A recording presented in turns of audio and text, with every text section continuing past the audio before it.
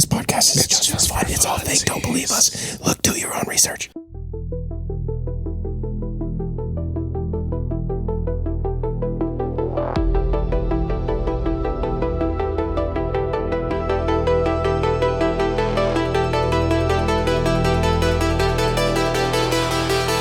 Oh.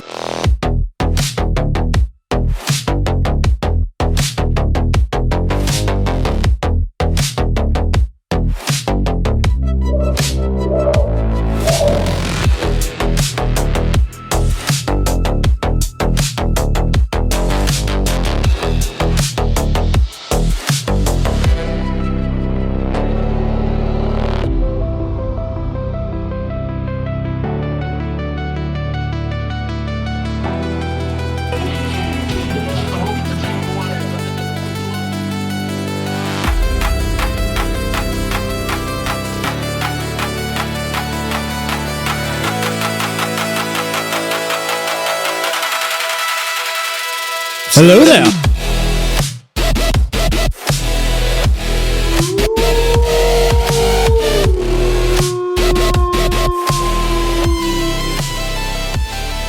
Welcome To the show. Booyah. Courtney's voice sounded really weird this week. Yeah. I know. That's a heck of a head cold you got there. We have a special guest on the show. We've talked about it. We've been trying to make it happen for months now. It seemed like every time we get a chance scheduled, something would come up and prevent it on one way or the other. Because there was one where you could come, but then we had just switched to evenings. It was the one on Halloween night. Because I was coming back from Scotts Bluff and I messaged you. I was like, "Hey, you guys still ready to record tomorrow?" You're like, "We just got done." We literally had finished. Oh, okay. Yeah, man. And because you happen to have that Friday off, but it's anyway. Yep. But those of you guys who are in the Discord, You know him. You love him. And One of our longest listeners. you recognize him. Listener. And so, Red, go ahead and introduce. Hello there. You want to say it. Say whatever you want to say about yourself to introduce yourself. Yeah, you guys see me talking in there and stuff. So Yeah. I'm local from the area here and just been listening to the show. I kind of got into these kinds of subjects about 2018 again. Like, it's something I'd looked into as a kid before. Whenever you're into dinosaurs and all that other stuff, and then you get into the Loch Ness Monster, and then that snowballs into the other stuff. But I do a lot of hunting, outdoors trapping, all that kind of stuff. And there was a YouTube channel called howtohunt.com. And I started watching it. He's a hunting guide in British Columbia. And he was telling his hunting stories. And that's what got me watching his channel. And about 2 weeks after I subscribed, he has one video titled about Bigfoot. Okay. And I was like, okay. And since he lives in British Columbia, everybody asks him, since he spends time in the woods, have you seen this? What do you think? Yeah, and this and stuff. right. He had seen one once while he was a teenager when he was bow hunting. He was going down a ravine trying to get out before dark, and he could see it silhouetted above him. And then that would be intimidating. Just see it up above you, like, And he's had other experiences. There was once, I think they said that they put up a tree stand, kind of like a homemade, like you would build a tree house or something. Yeah. With big old lag bolts and everything. And then like they came back a year later and everything was pulled out of the trees and stuff. Yeah. And some other times where they've heard the wood knocks and the screams and all that kind of stuff. And but what really made him pivot from his hunting stories into what he's been doing now, and now the channel's called The Facts by How to Hunt, is his grandfather was a World War II bomber pilot, or he worked with the bomber planes and stuff. And so he really looked up to him, and his grandfather seen one time. And one time over a holiday, Christmas or Thanksgiving or something, he seen that the guy who runs the channel, his grandfather seen he had a book, and they got to talking about it. And after he had seen the one above him, And he said, why haven't you mentioned this to me before, to his grandfather? And he said, well, I didn't want you to think I was crazy. Right. So, we talked about that quite a bit, that like when you see stuff like yeah. that, you just don't want to talk about it. So like he was like, this man who had fought for I think it was Canadian, but fought for the country, and guy he looked up to as a hero, was afraid to talk about this. So he's like, no, we're not doing this. We're doing, let people talk about it, Yeah, you definitely can't talk about this stuff with everybody. Dude, it's so funny. People are not ready. They don't want to hear this stuff. Yeah. Even sometimes when I just talk about the like, oh, we have a podcast, people are like, yeah, what is it? And I'm like, it's called Bigfoot. And they're like, wait, what? You probably it's like, let me have a conversation with you before you judge me. Yep. I always get that's really cool. So you guys do conspiracy stuff and like cryptids and like talk about like how like a Christian angle on it and stuff. That's really cool. And then they walk off. Yeah.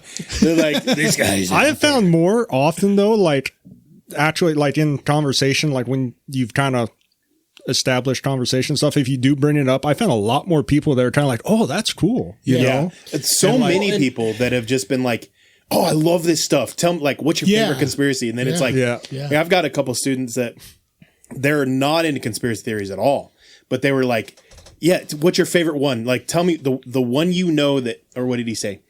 Tell me one of your conspiracy theories that you know to be the most like true. Like, which one, like, do you think is the most real? MK Ultra. And I was like, well, I can tell you 3 that I can documentation have. I was like, I've read the actual documentation that it's real. It's not a conspiracy theory. And he's like, what do you mean? And I was like, we have it's a fact. It's no longer a conspiracy theory. But I was like, it as MK Ultra. And he's like, oh yeah, I've heard of that conspiracy theory. Like, that's not real though, right? And I was like, do you have a half hour? Before we get too far, onto this podcast real quick. Yeah, let me get the episode for you. I want to do our Bigfoot affirmations. Nice. This one is number 15. Let curiosity be your compass. Ooh, that's that's a good really one. That's on a good one. point. That fits in. Point. That's 2 in a row. That's 2 in a row that are really conducive to our show. Ancient days of giants, when the earth was wild and free, a creature roamed the valleys, cloaked in mystery. Is he born of angels' blood and man, a Nephilim so tall, or a shadow of the fallen, yet he the maker's call? He's a biblically accurate Bigfoot, with a lineage from the skies. Not a myth or legend, but a truth that never dies. Is he a remnant of the Nephilim, a titan standing tall? Or does he have the word of God upon him, the last to hear the call?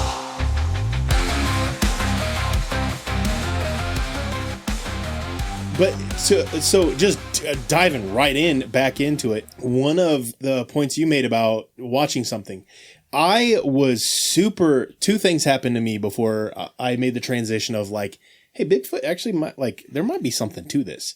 The first thing was, we drove California. We were in Northern California. I remember. I'll never forget when you got back from that trip. It was like one of the first things you said to me. You got back and you're just like, bro, Bigfoot might be real. It was a bad decision. Great start. Okay, I know listeners have heard the story, I think, but just in case, because I had a new listener. This is something I wanted. I'm trying to think because I don't know if I've heard it. Let's say maybe I haven't shared it, but I had a listener that said, "Hey, suggestion, maybe like when you bring up something that you've talked about before, don't just say, and we've talked about it on the show before, like."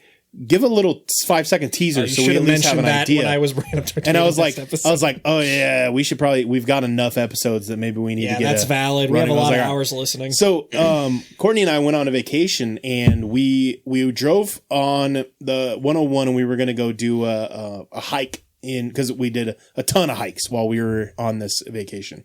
And there was on the 101, the highway that's on the West Coast, there was a rock slide. And so it was only open it was like 8 a.m., 6 a.m., 8 a.m., and then not again until like 6 p.m. And they would let cars through for an hour and then they would close it.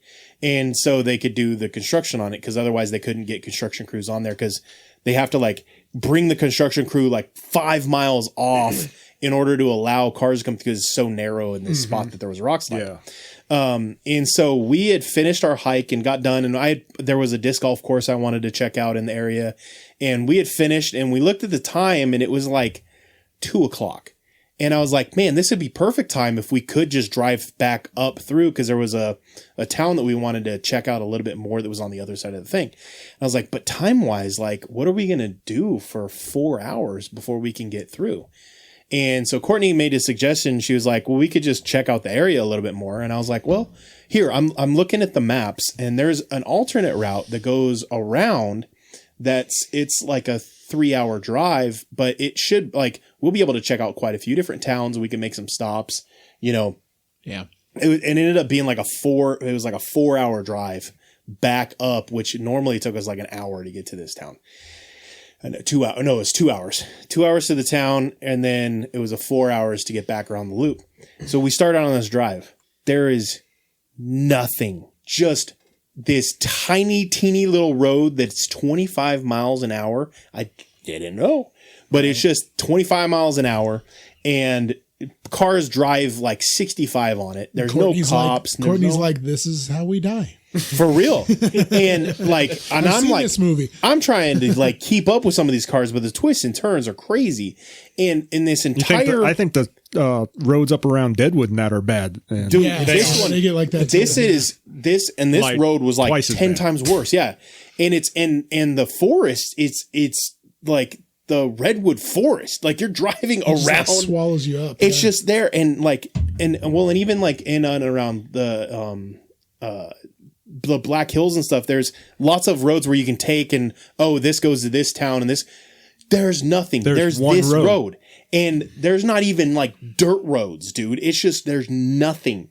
And we drive all the way around this thing, and I pull it up on a map when we get back, and I looked at the area, and there is nothing other than redwood forests and I'm talking 100 square miles. This thing's like, thing's like 10,000 square miles of just, there's nothing. And I was like, this area is significantly bigger than I ever imagined being unpopulated. Oh yeah. So that was the number one thing. And then the number two thing was, I love, and Courtney actually turned me on to the show, The Survivor Man with Les Stroud. Les Stroud is, in my opinion, he's the most respected survivor man, environmentalist out there. And he did his little mini series on investigating Bigfoot. And yeah, he was on the Missing 411 thing too, right? Yeah. And that's what brought me onto his little segment. But yeah, and he started out his little mini season or whatever as a skeptic and ended as a believer. And I was like, okay, this guy that I fully respect. Yeah. Started to believe a little bit, and then was on the Missing 411 as like a full blown, like he is in this world now. And I was like, again, maybe there's something to this. Well, there's so many sightings that you're like, well, it's got to be something. Yeah. And you know that they say misidentifications and stuff like that, which is, it can happen. Especially you talk about it being so thick there. Yes, it helps to hide things, but it does also help to mis-ID things. Right. But, and the thing where it's easier to be a skeptic is we haven't found a body. We haven't found anything like for that. As much evidence, there's not much physical evidence. Yeah. So we're looking at this like it is a flesh and blood creature. That's an undiscovered species. Yeah. And if we look at it that way, it's like, no, because you can't. But then when you start thinking about this other, like it could be Nephilim adjacent. I don't think maybe they necessarily are the Nephilim. I think it's like, you know, they talk about all flesh was corrupted. Mm. So I think they did a lot more experimenting than just, you know, the human watchers. Right. Yeah. You know, and which we'll talk about more here later. But teaser. But that was sneaky. But where was my thought at there? We do that a lot. Maintaining the thought is the hard part. We do that a lot on here. So, but yeah, so when it's like, when you're thinking about it as an undiscovered primate, it's like, probably not. But then when you say it could be like, it could be an interdimensional thing, it could be a spiritual thing. something like that, you get more. Something becomes more possible, and plus, like also too, it's a little bit. There is still some room on the physical side because, like, how many dead mountain lions have you seen just laying around? Right. Yeah, that's true. I think we talked about that briefly one time. Yeah. Well, and especially if you add the intelligence aspect into it, right? Like, I mean, you think about the CIA and, Black Ops stuff and how, how hard it is to find evidence of anything when it comes to psyops and conspiracies. Like, unless they tell you something about it, or, there's a federal investigation on it, like, you'll never hear anything. Yeah. Like, how many conspiracies do you think there have been that there's not even theories about because nobody knows anything? Yeah. You apply that kind of intelligence to it, and it's something that, maybe also on the border of interdimensional or spiritual. Plus, out there in those areas like California, is it pretty humid, or is it kind of more, or is it kind of colder, temperate? How would you describe the climate? It's kind of crazy. So it's humid, but it's very like temperature controlled in the sense that like it doesn't get too hot, but it also doesn't get too cold. Okay. And so there's the humidity. That kind of throws my theory out there. I was kind of wondering if the climate in those thick forested areas would be kind of conducive to decomposing really fast. Oh yeah, I'm not honestly. I don't know. I don't know how all that. I know like when it's a lot more humid, warmer, and everything stuff like goes fast. Yeah, but it's. I mean, it's not. And when I say it's not too hot, I don't mean like. It's 70s, 80s, like, but it's like year round. Yeah. So like warm during the winter time, rapid decomposition, I would think. Yeah. So whereas like here we have winter that would kind of freeze decomposition for a while. There it would just go all year, I would assume. Yeah. But the temperature was crazy. It was like the fog, just like the fog rolls in, and it's just fog. It's like, you know what I'm saying? Like, it's not like, I don't know. I've experienced dense fog here, but when we were out there, like we went through a fog, like I don't know, it's not a storm, but a fog cloud, whatever. It's like full on Stephen King, The Mist. Dude, it's like you can't see the trees. Yeah. It is dense. And, but yeah, anyway. Well, also, I think to lend even a little bit more credence to your theory you were thinking of is just like, even if you're not thinking of it as a spiritual or an interdimensional creature, if you're thinking of it as like just a flesh and blood creature, it's an old creature, right? Like it's been around for a long time, one way or another. That's a lot of time to get practiced on covering your tracks, hiding yourself. Yeah. It is not as hard as people think. You just got to know what you're doing to, cover your tracks in the forest, especially. And if it's a small enough population that is intelligent and right. they can, if we're talking about bodies and stuff and there's no evidence, like if you're an intelligent species and you have a low population, you're taking care of your dead in some way. You're not just leaving them laying out in the middle of the woods too. So, dude, I mean, there's that. Well, and we just got done talking about the triangles. Yeah. And we were talking about that one and the Bennington one where the population was real low. Yeah. And, even thinking through like 5 people disappear and they don't find them and they're looking for them in the area they know they were at and they can't find them. Yeah. If let's say there's a natural, let's just think naturally. There's people who go missing. We're looking for them in the area, like the dude who went missing from Scotts Bluff. Yeah. Yeah. We knew where he went missing, and they looked for him, and they couldn't find him. And so now imagine you've got a very low population creature, and we don't know where to look for them. But let's say they go to like maybe let's throw some caves in there. Yeah. And now all of a sudden they've got areas that we don't even know where the caves are, let alone I have another theory, and I'm going to call it the predator theory. Think about, okay, you're talking about redwood forest, right? So that's an extreme case of But also think about, Vermont, you're talking a lot of big trees. Yeah. What if they Tennessee and Kentucky, which we'll talk about here later. Dense. What if they go up? What if stuff gets taken up? Yeah. You got like tree... The trees. The creature we're going to be talking about here. You're saying, the creature we're going to be talking about here later. There was one story I remember they talked about seeing them in the treetops. Gosh, Yeah. that's not creepy. I'm out. Perfect. Yep. Imagine you're disc golfing. You look over. No, and one time- you hear something go, You see, "What's up, Tanner?" Dude, You're like, "Where'd that come from?" And you look up, and it's up in the tree. I know people that that's have had that different. experience with mountain lions. One time we were out there at the park and the turkey population out there were in the trees. Yeah. They all decided to come down at the same time. I Man, panicked.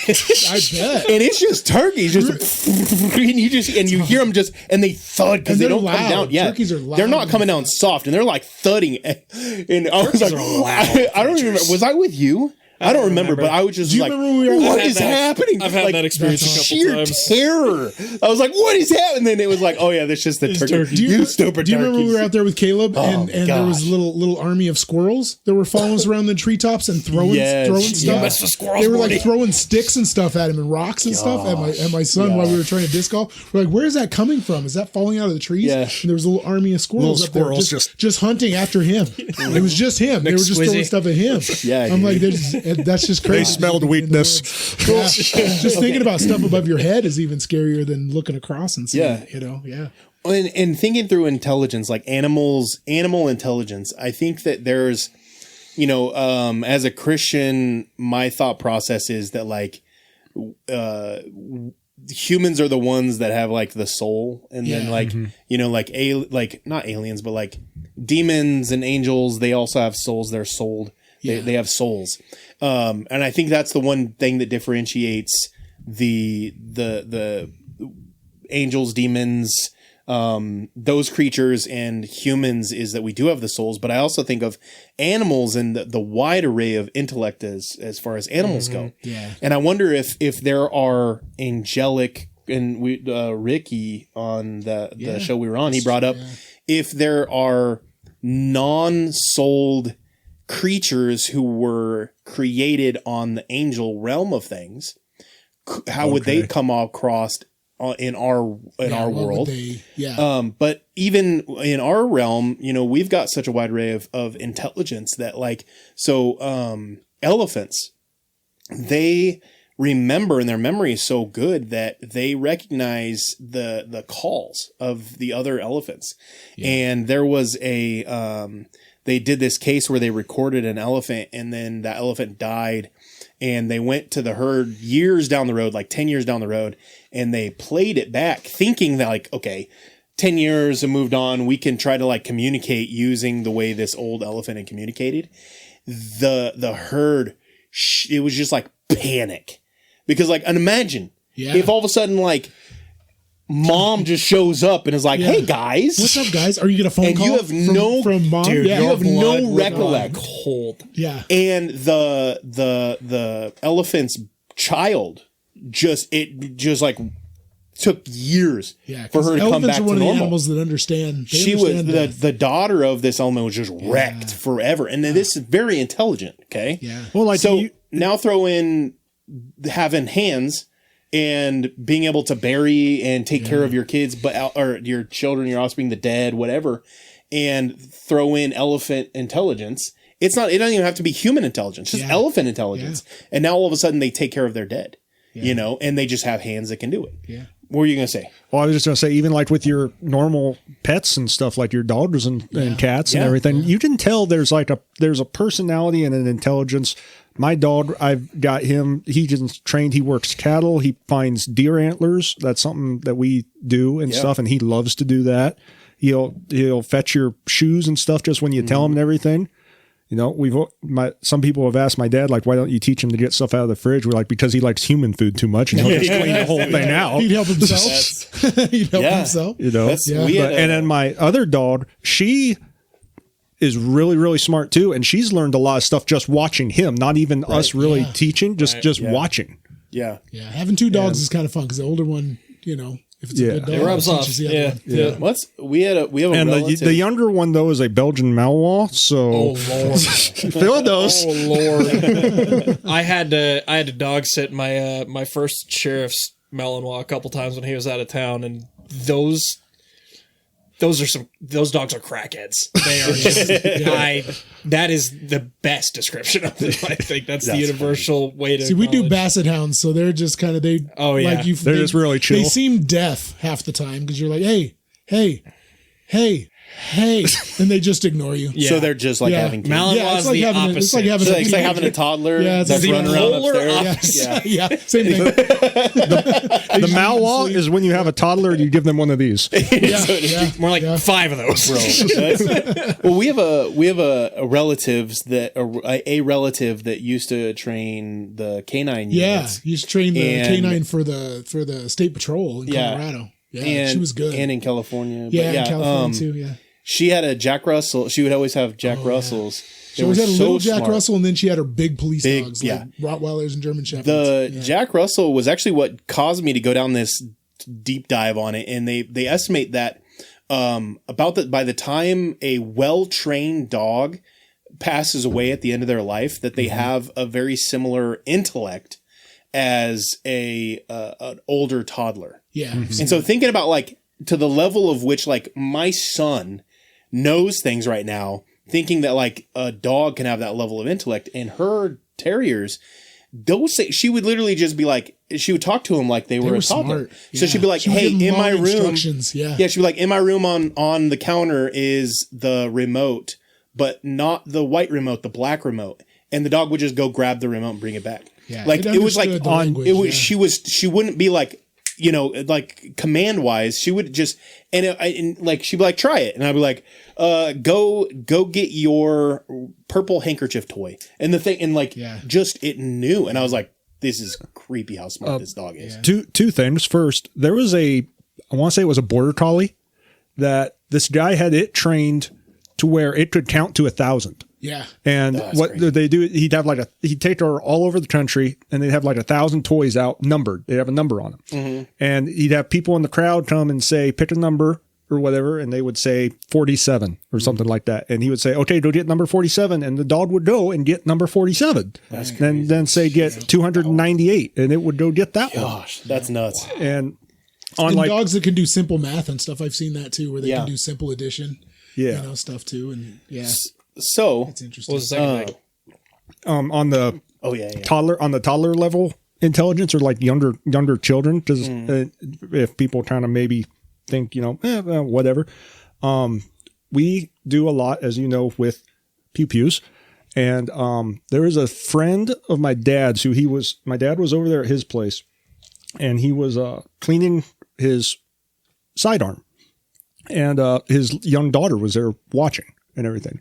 And he was saying, like, you should probably, make sure you get these locked up, and like, and he was like, and like all that.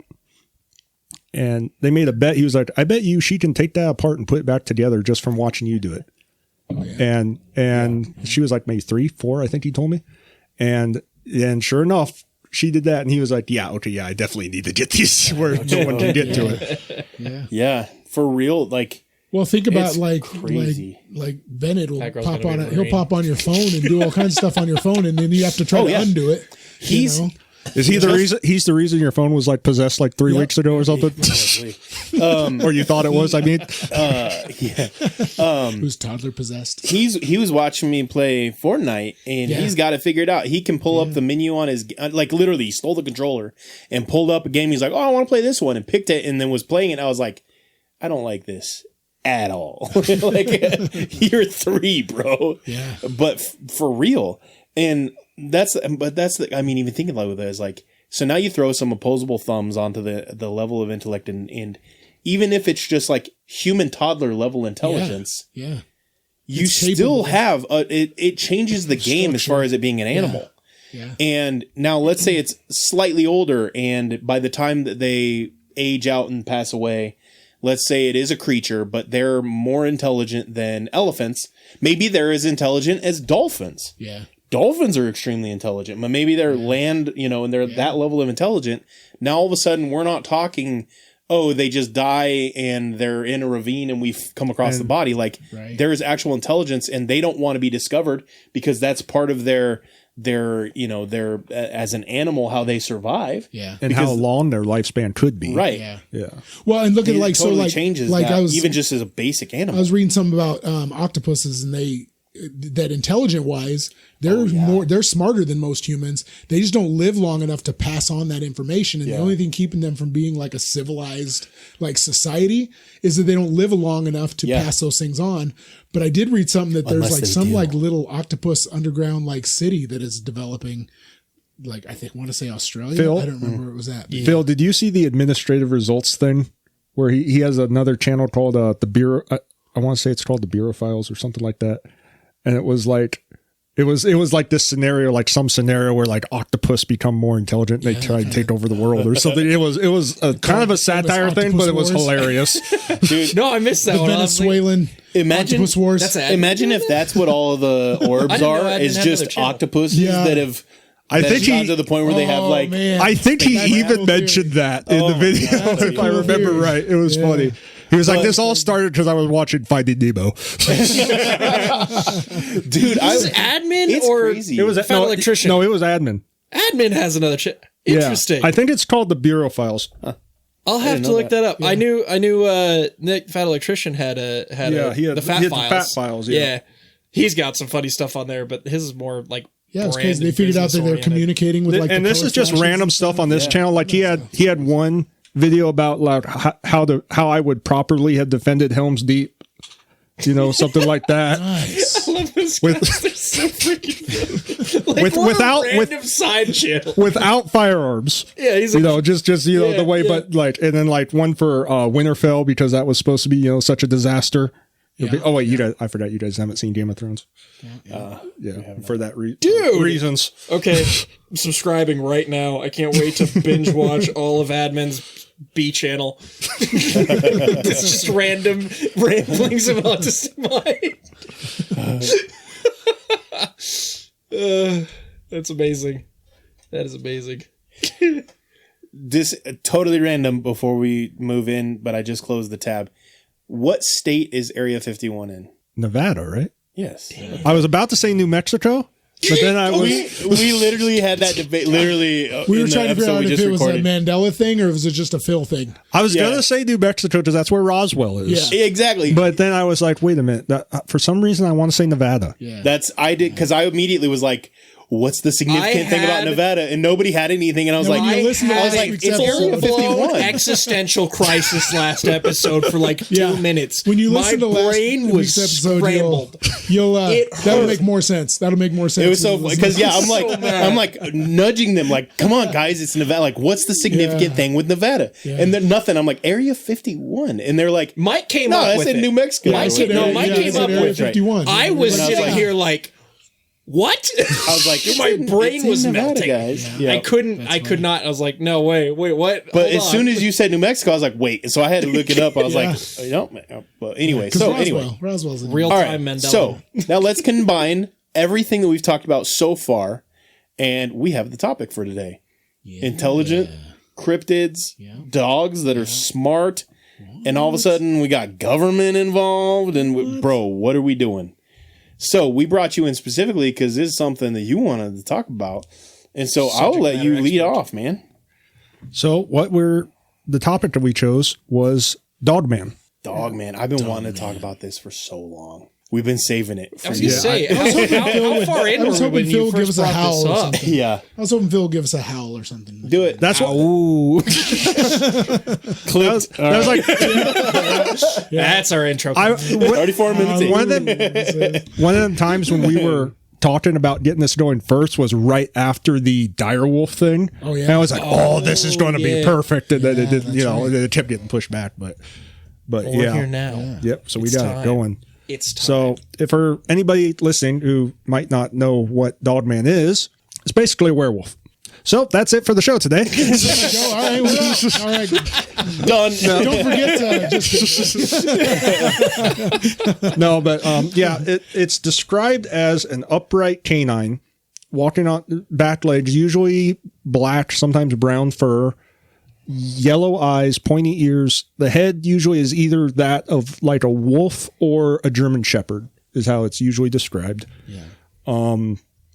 And it is differently distinguished from werewolf because people, as we were talking about before, about biological creature versus interdimensional, spiritual, magical, Dogman is want to be said as more of a physical creature where it's not a human that turns into this not creature. That transition. Mm-hmm. It's just this species, this weird offshoot species. Yeah. Right. Is it like humanoid in the walking, or like more of the body style? They have hands instead of paws. Okay. Yep. They stand upright. Right. Some say they have tails. Some say they don't. Yeah. That's kind of a discrepancy. Okay. But yeah, just like a big jacked, not as broad and bulky as Bigfoot, a little bit leaner, but still like just jacked and muscle and everything. And just the head of a canine. Yeah. Huh. And absolutely terrifying. Very much so. Yeah. The glowing eyes always gets me with all these things. They all have the glowing eyes. They have glowing eyes. Yeah. Yeah. Glowing, or the opposite. Eyes or in black general. eyes. Just about everything we've talked about cryptid wise, there's something interesting Something in about the the eyes. It's something. Yeah. It's weird. Yeah. Dogman. So the route that I took with Dogman was I wanted to know, because this is a North American thing. I'm going to, since we're in the topic real quick. Get it? Ooh, that was a crispy one. That was a bang. I know it's a rain, but that was a bang. I don't know, dude. You went behind, Oh, this and I is wonder. good. I was thinking about doing that. I was thinking about how I wanted to do this. Yeah. Like, and I was like, I was going to try and do it one-handed, but then like here in the moment, like, okay, whatever. That was perfect. Oh man. So, but yeah, where was I? I don't know. Oh yeah. I'm sorry. I'm caught off guard because new tech just dropped for the. I know. That's I'm thinking too. crane I'm gonna go behind the mic next time. That was was sounded sick. crispy. Anyway. You said the route you went down. Oh yeah, with yeah. Dogman. So, because obviously it's different than skinwalkers, but I wonder, like, my thought process is always like, what if? Because feels adjacent. Skinwalkers are very much a Native American, a Navajo. Oh yeah, that's thing. probably why Right. it feels adjacent. And so I wonder if sometimes if the Dogman isn't the non-native interpretation of the Dogman, but there's enough differences in their build that it's adjacent. It's not like, I don't know, just kind of thinking it gives through a similar feeling, but it's not the same thing.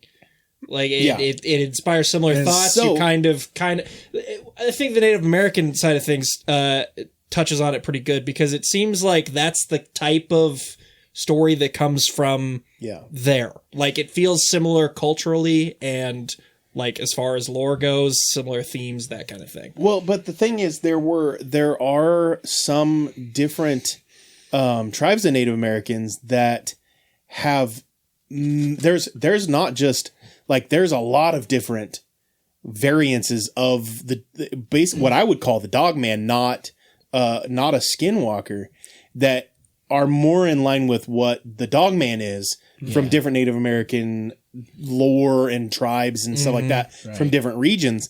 And so, my thought process is always, so what is the differentiation? Difference? How do you differentiate between the two different creatures? Well, and if skinwalkers are humans that become something, That makes them a little more associated with werewolf. I have something. Right? Yeah, that's more werewolf. Do you think there's lore overlap? Do you think that's part of why it feels similar to A little bit there is. maybe, but more on the us side and not in the Native American side. I feel like on the Native American first, side, I just feel like there's some that gets mixed up. Like, absolutely.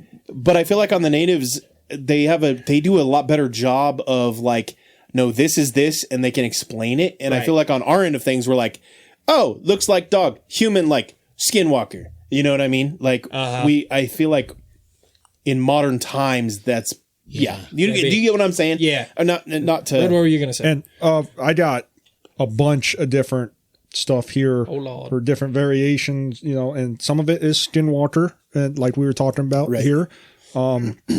Just scrolling down here, there's skinwalker. You probably heard this with all your Viking background stuff, the berserkers and stuff, where they would put on the wolf pelts and stuff before going to battle, and they think that would give them. Well, and there were stories where they actually turn into those monsters. Yeah, I seen it on Facebook, and I don't know if it's just something somebody made up.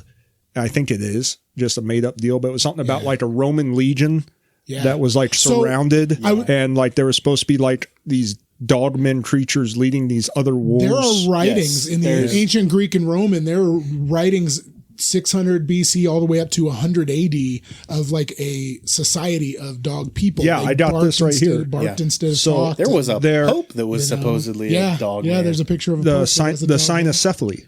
Yeah, they called it. Yeah, yep. and I got pulled up here. I think what that guy said. I tried to prepare notes for this, and we don't prepare. I also updated more than we just we just wing it most of the time. I also updated my iPhone last night, and it is a completely different layout. And I'm like, what the heck is going on with this crap? So I can't even begin to pronounce this guy's name, but he was with Alexander the Great. Yeah, and he says, on these mountains in India, there lives men with the head of a dog, whose clothing is the skin of wild beasts. They speak in no language, but bark like dogs, and in this manner they make themselves understood to each other. Large teeth, different things, blah, blah, blah. They inhabit the mountains as far as the river Indus. There's always mountains and caves. Bro, always mountains and caves. Yeah. I have to scroll through. Okay, yeah. They live on raw meat and number around 120,000.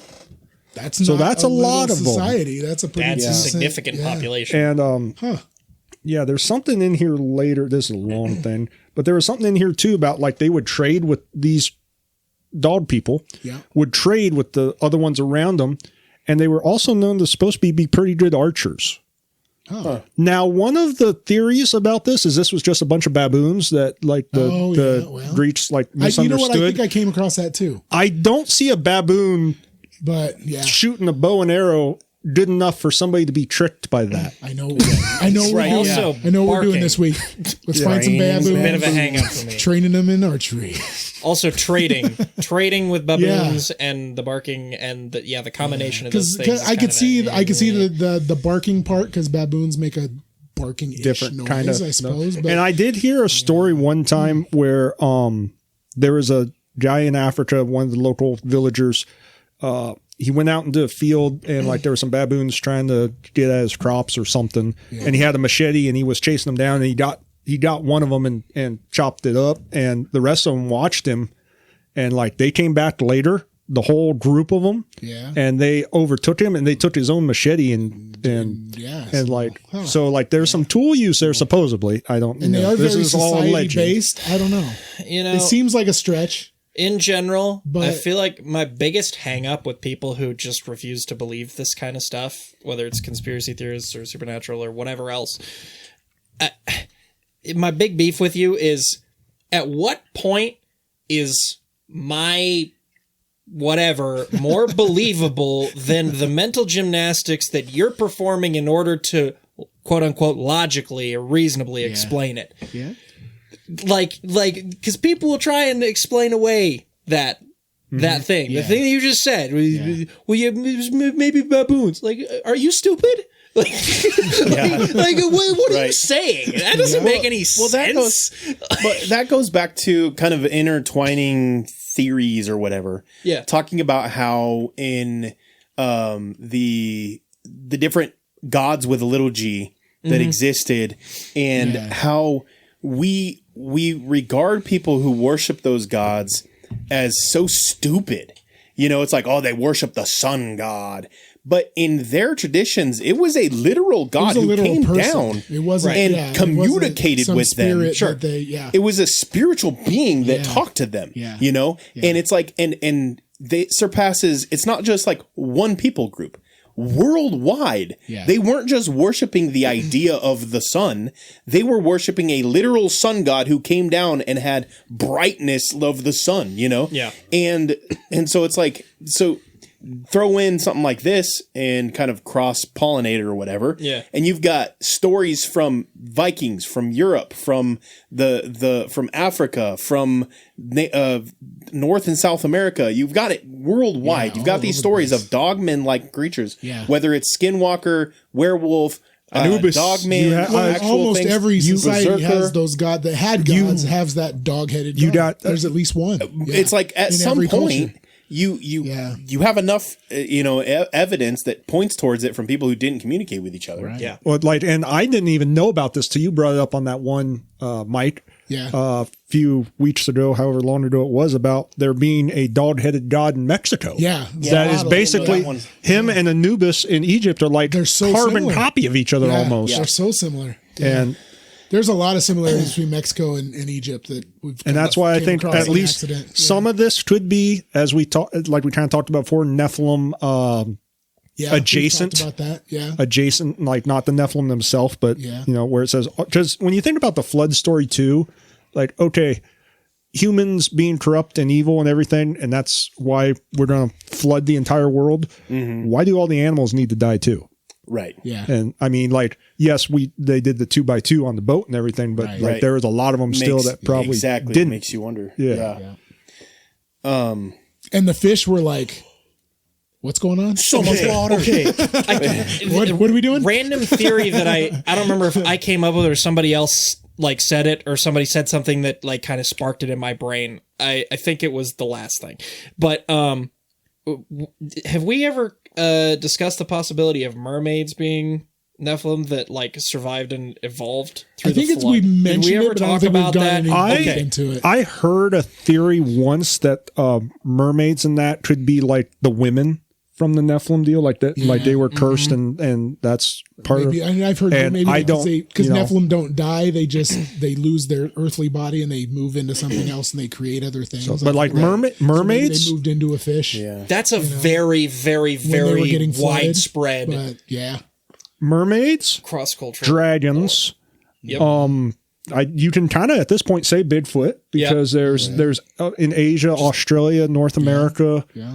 And all over. And kind of these dog creatures. Yeah. Yeah. And, they're all over the world in different countries, different variations. Yep. And what's strange to me is in the ancient, like anytime they talk about any dog-headed people in history, they don't talk about them like it's this weird Bigfoot anomaly thing. They talk about them like they're just normal, like to run into somebody with a dog head, like it was just no big deal. Well, so with that though, that's very much a Western modern time thing. The Renaissance was a period of time where they really tried to separate in, like, if you were an intelligent person, you don't believe in these fairy tales anymore. Trying to, like, in my mind, the Renaissance was a time period where they tried to push people away from God.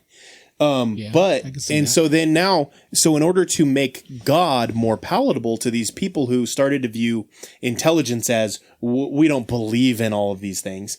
So then all of these stories are now they're fairy tales rather than being historical stories. And now in order to make God more palatable, all of a sudden now even the church starts going away from and this goes into even just like spiritual gifts and like the Holy Spirit and stuff like that. It starts becoming this very vanilla one trick pony God that you can talk to if you go through another person to talk to. It becomes ritual instead of faith. And it's same time period. At the same time period as the church goes through that, we see the kind of like we're talking about with the stories, they become legends and they become fairy tales rather than historical stories. And there's a very clear cutoff where this happened. Yeah. And it was during that period of time. Prior to that, when they talked about, and I talked about this a long time ago on the show, that in Africa, I got a buddy who, and actually, after we talked about it on the show, I have friends who are missionaries who talk to me afterwards and were like, yeah, dude, the village I live in, it's just like that. In Africa, there's they really believe it's real that people can transform into other creatures. Yeah. And it's real. It's not a folklore. It's not like how we're talking about Bigfoot where, we're the conspiracy theorists. It's not a fringe idea. Right. It's commonplace. Right. It is the common belief there. And so, but in the Western world, we view them as being less intelligent because they think this way, but they would probably look at us and be like, you don't see your hand before your face. Like, we've seen this happen. Yeah. We're documenting it as it happens. We believe in this. Yeah. You don't think it can happen, so therefore you're blind to what you see before you. Yeah. And I feel like things like this are kind of in that same line. It's like, we have so many examples of people who saw it, but they're crazy. We immediately, they're crazy. When they Native American kind of idea there with some Bigfoot stuff and that, people will say, oh, maybe they saw a bear or something. Well, they live with bears every day. They know what a bear is. Yeah. If anybody, they knew what a bear looked like better than we knew what a bear Like looked explaining like. a hygienic kitchen to someone from India. That was A what? Oh my god! I'm sorry, I had to at some point because I have to do it every episode. In case anybody doesn't know, there is a viral video going around about the cookies. Yes, just the one. Danish cookies. Okay, you guys are gonna have You to. didn't see that one, but there's been multiples going around where the kitchens in like the place where they make all of this stuff is very not hygienic. Oh. Street food. Yeah. It's like the street food stuff. Like, I've seen a million of those videos. So. Yep. Like, I've I've never been to India. I'm not trying to. Yeah, sorry. It's not a. Okay. I was gonna. No, it's culture. It's a cultural difference. Yeah. I was going to Very make a much reference about something that happened 5 years ago, but that would probably do a shadow ban, so I'm not going to say anything. We're brother. But anyway, Phil's 2 episodes in a row saying racist things. It's not racist. You're right.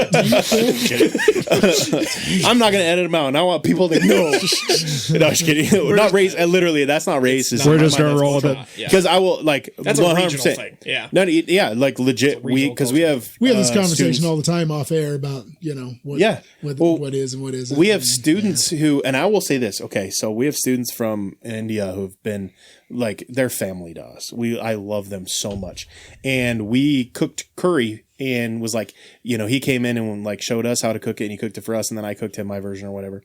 And the first time he came over to eat, and we were like, "Hey, here's your fork." I know what this is. Yeah, and he's like, "Oh, don't worry, I don't need it." And I was like, and he just grabs a hold of the food. Yeah, I was like, "No, what are you doing?" But then I will say this in reverse. He didn't challenge me. It was a different person from India that challenged me. He was like, eat your curry with your fingers in your hands next time. I kid you not, it tasted better. You didn't try to one up him and go no hands and just go straight face. Straight face into the rice. No, because I was eating it with a fork, and maybe it could be placebo effect, but I was eating it with a fork. We were challenged, no, eat it with your hands. Get messy. We ate it with our hands, and it tasted better with our hands. Yeah. I will die on that. Would you say Chinese food tastes better with chopsticks or not? I don't know. I can't do it. Chopsticks are. I can't do it. I say I can't. I lack that skill. I can do chopsticks, but I still will just use a fork. Because I'm impressed with people that can eat like fried rice with chopsticks. I never tried the rice. I know my limits. I know. Did you know the fork was actually invented in China originally? That I did not know. So fun fact.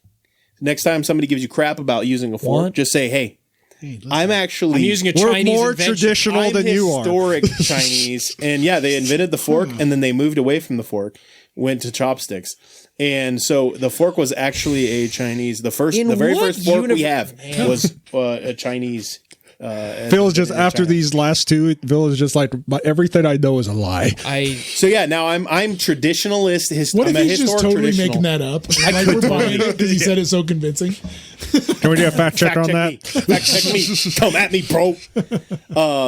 But anyway, so if we're getting back to your so talking real quick about like how like older societies see these things as real. Like we talked about triangles on the last episode, and like in the there's a dragon triangle in Japan that they believed in like the 1400s that there was a literal like Leviathan Godzilla was water in there? dragon in the water. Like the Mongols sent like 40,000 troops on like 800 ships over, and none of them made it to Japan. I wonder. They said this dragon attacked them in the ocean right there south of. I wonder if that does. Is that where the is it called the dragon? Dragon's Triangle? It's called the Devil's Triangle or the Dragon Triangle. I wonder if that didn't play into a little bit of the inspiration for Godzilla. Because I know a lot of it. I know a lot of it is the nuclear fallout and everything that goes along with that. But I wonder if there wasn't something about that. Because that could be a cultural leftover kind of thing. Yeah.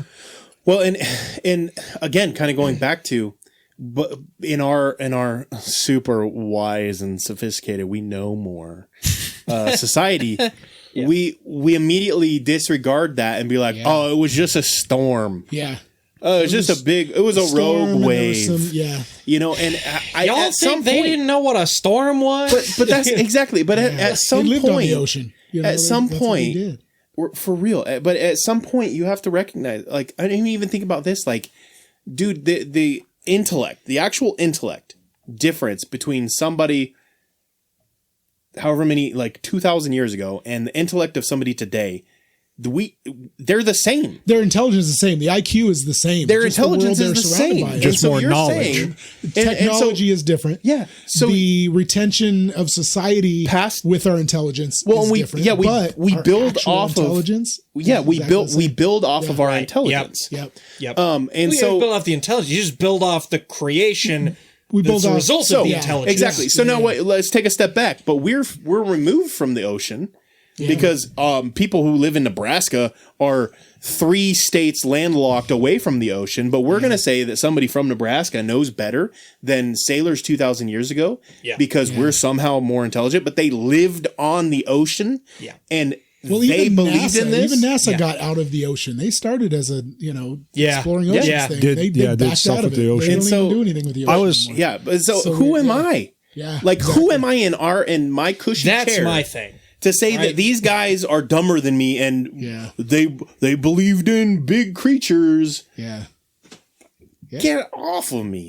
Exactly. Seriously. That's my beef with people. Like, who are you? Real. That's my beef with people. It's who do you think you are? You know? Yeah. Or like the people that'll try and say, like, the Bible is a great example. Like, oh, it's not meant to be taken literal. It's just like moral stories. It's like, you think somebody Commandy's coming in years ago, bring it. You think somebody 2,000 years ago took the time as one of very few educated people enough to write, took the time and the energy to write all that down just for moral reasons, for fun? Like, you couldn't just tell that as a story? Why? Why would they write it like that? So then another argument is that, it originated as oral history. But here's one fun fact about oral history that I think in our modern times we misconstrue. Oral history, when it was passed down before it was written down, talking about like the Old Testament stuff. So oral history, when you were a historian, you spent your whole life learning the story. And anytime you recited it, if you screwed up even one word, you were forced to stop and start over. You didn't get to make mistakes. There were no mistakes. And you can take some people there, and there's tracked history of multiple different oral history areas, and like 1,000 years will go by, and they came back and they recited their oral history with each other, and they were 100% identical. There was no error in oral history when it was used like this. And so when they finally wrote it down, it was written down without error. That's kind of cool that you say that too, because like the first thing I was thinking of when we say that as a rebuttal to that would be like they talk about, the game of telephone or something you play when you're a kid or something, how by the end of it, somebody has screwed it up to where it's, complete, or like 4 or 5 people have to where it's not even close. That's because they're whispering. And you got like 30 seconds. And also if you don't understand them, you don't get to go, wait, what did you say? Did you say, exactly. Did you say phone? Yeah. Oh no, you didn't say phone. There's no chance to clarify. That's a horrible comparison analogy. And whoever came up with that, you should be ashamed of yourself. Never speak again. But the theme though is again the assumption of a higher intelligence now. Yeah. Right. And like you said, I know better. Their intelligence was the same. Yeah. It's just we build off of our history. Yeah. Yeah. The hubris to think that you know better than someone who was there. Dude, even just okay. Again, going back to my experience as law enforcement, like I've worked some stuff that was unbelievable, and it's like you look at the thing and you're like, this doesn't make sense. The way that I understand things to work, this doesn't make sense. But you weren't there. That's why we rely on eyewitness testimony so much. Like, that's why that's important. If I could, and, you know, sometimes you do have, like, video proof of stuff, and so you don't need the eyewitness testimony. But if you don't, like, that's the best you've got. Like, no matter what you think happened based on environmental storytelling or whatever else, like, nothing beats eyewitness testimony. Now, there are flaws in that. That's true. But if you weren't there, you don't get to tell somebody else what they saw unless you have absolute factual confirmation that they're incorrect. Like, you just don't. This is how it works. So you said hubris, and my brain was like Anubis, because we're talking about Dogman. But wait, so the Anubis is the dog-headed creature from Europe, the Dogman, basically. Egypt. Yeah, Egypt. Yeah. What did I say? Europe. Oh, I mean, yeah, Egypt. Close-ish, not really.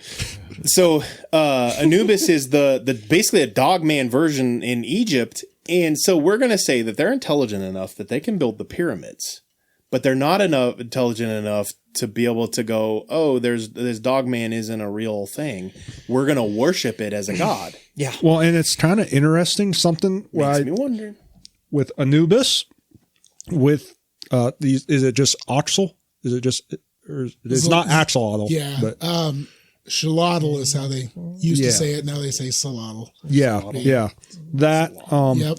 And then other ones, there is a close tie between Dogman and like the afterlife or death and stuff like that. Yep. I have a few examples I have written down here. One with the Beast of Bray Road in Wisconsin. Yeah. So one of the earliest sightings, there's a man named Mark Shackleman in 1938. He was a night watchman at St. Coletta Convent. And so he was doing his rounds, watching in the burial yard, and there was something digging at a grave. And he kind of went over trying to see what was going on, and it was like a dog, and then it stood up and walked into the woods. Oh, gosh. And he was like, well, that was creepy. And but just went off, but just went about his rest of his night shift, I guess. And the next night he brought like his higher powered flashlight. He showed back up? No, yeah, he showed back up. And this gets that's a man. This is where never catch me at 100 miles there again. Here comes the twist, though. So he comes back. The thing does come back again that same night or the next night. It comes back.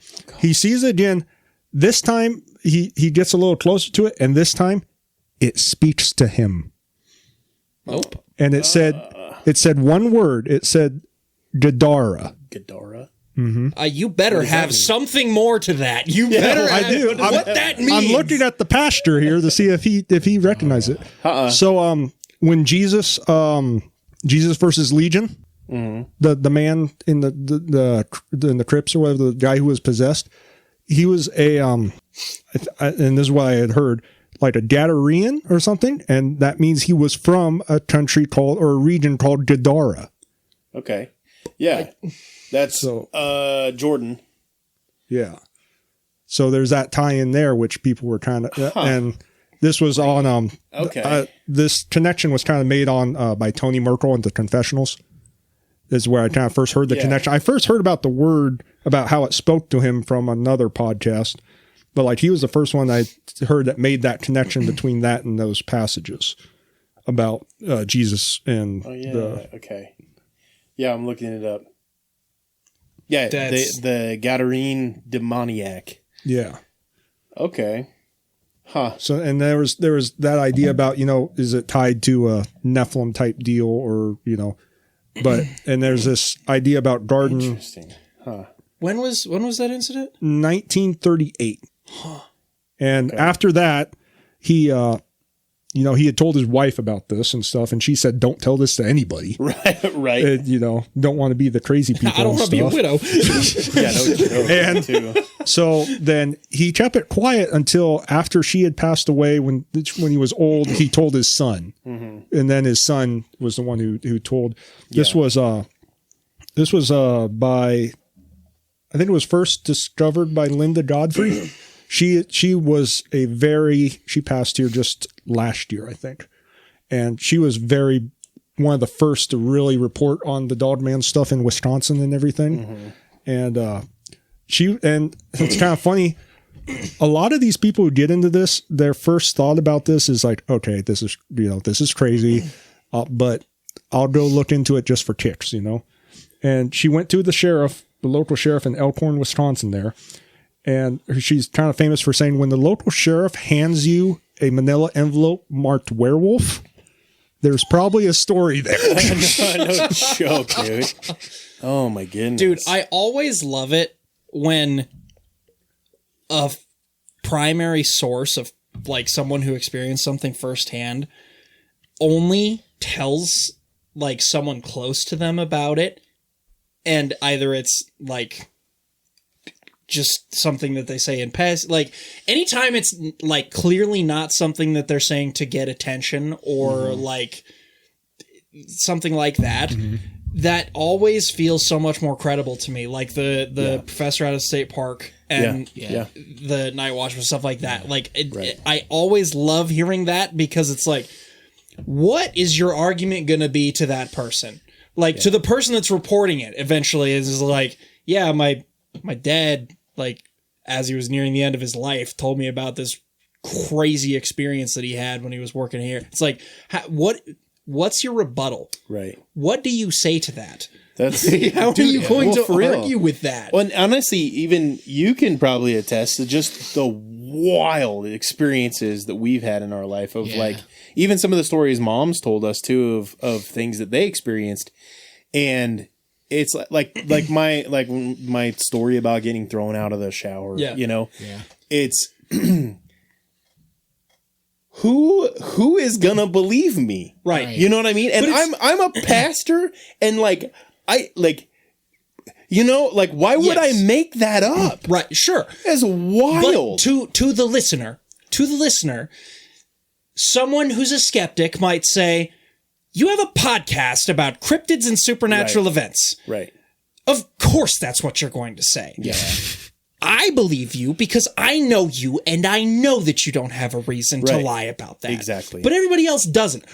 What is the reason that someone like that person would lie about that? What reason could you possibly come up with? What incentive to tell a false story about something like that would there be? The guy from the How to Hunt thing that I was telling about at the very beginning, he says a lot about there is literally nothing to gain from any of this when you come out. Like, no. Yeah. Like everybody, you get famous or stuff for all the wrong reasons. Right. Even that for real though, like even being on the podcast, like, and telling some of my stories, I'm hesitant to tell my own stories on my own podcast. Right. Because I know that people will listen. Yeah. And I see what you mean by that. And it's like even some of our less wild stories that we've experienced. I think it's a dumb argument. To be clear, I think arguing with, at least, you're getting attention. I think that's a dumb argument, especially with the level but it is an argument. Yeah. It is an argument. It is. Yeah. One of the stories I have to talk about here, and if we can get through them all,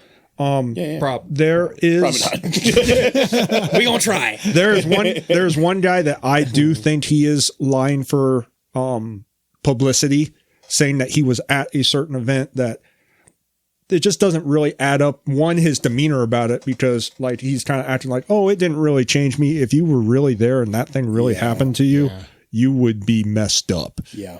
And so like, I think he's trying to, but then, a lot of them, like there's this other guy here who you watch his interviews and stuff, and he was a former sheriff and stuff.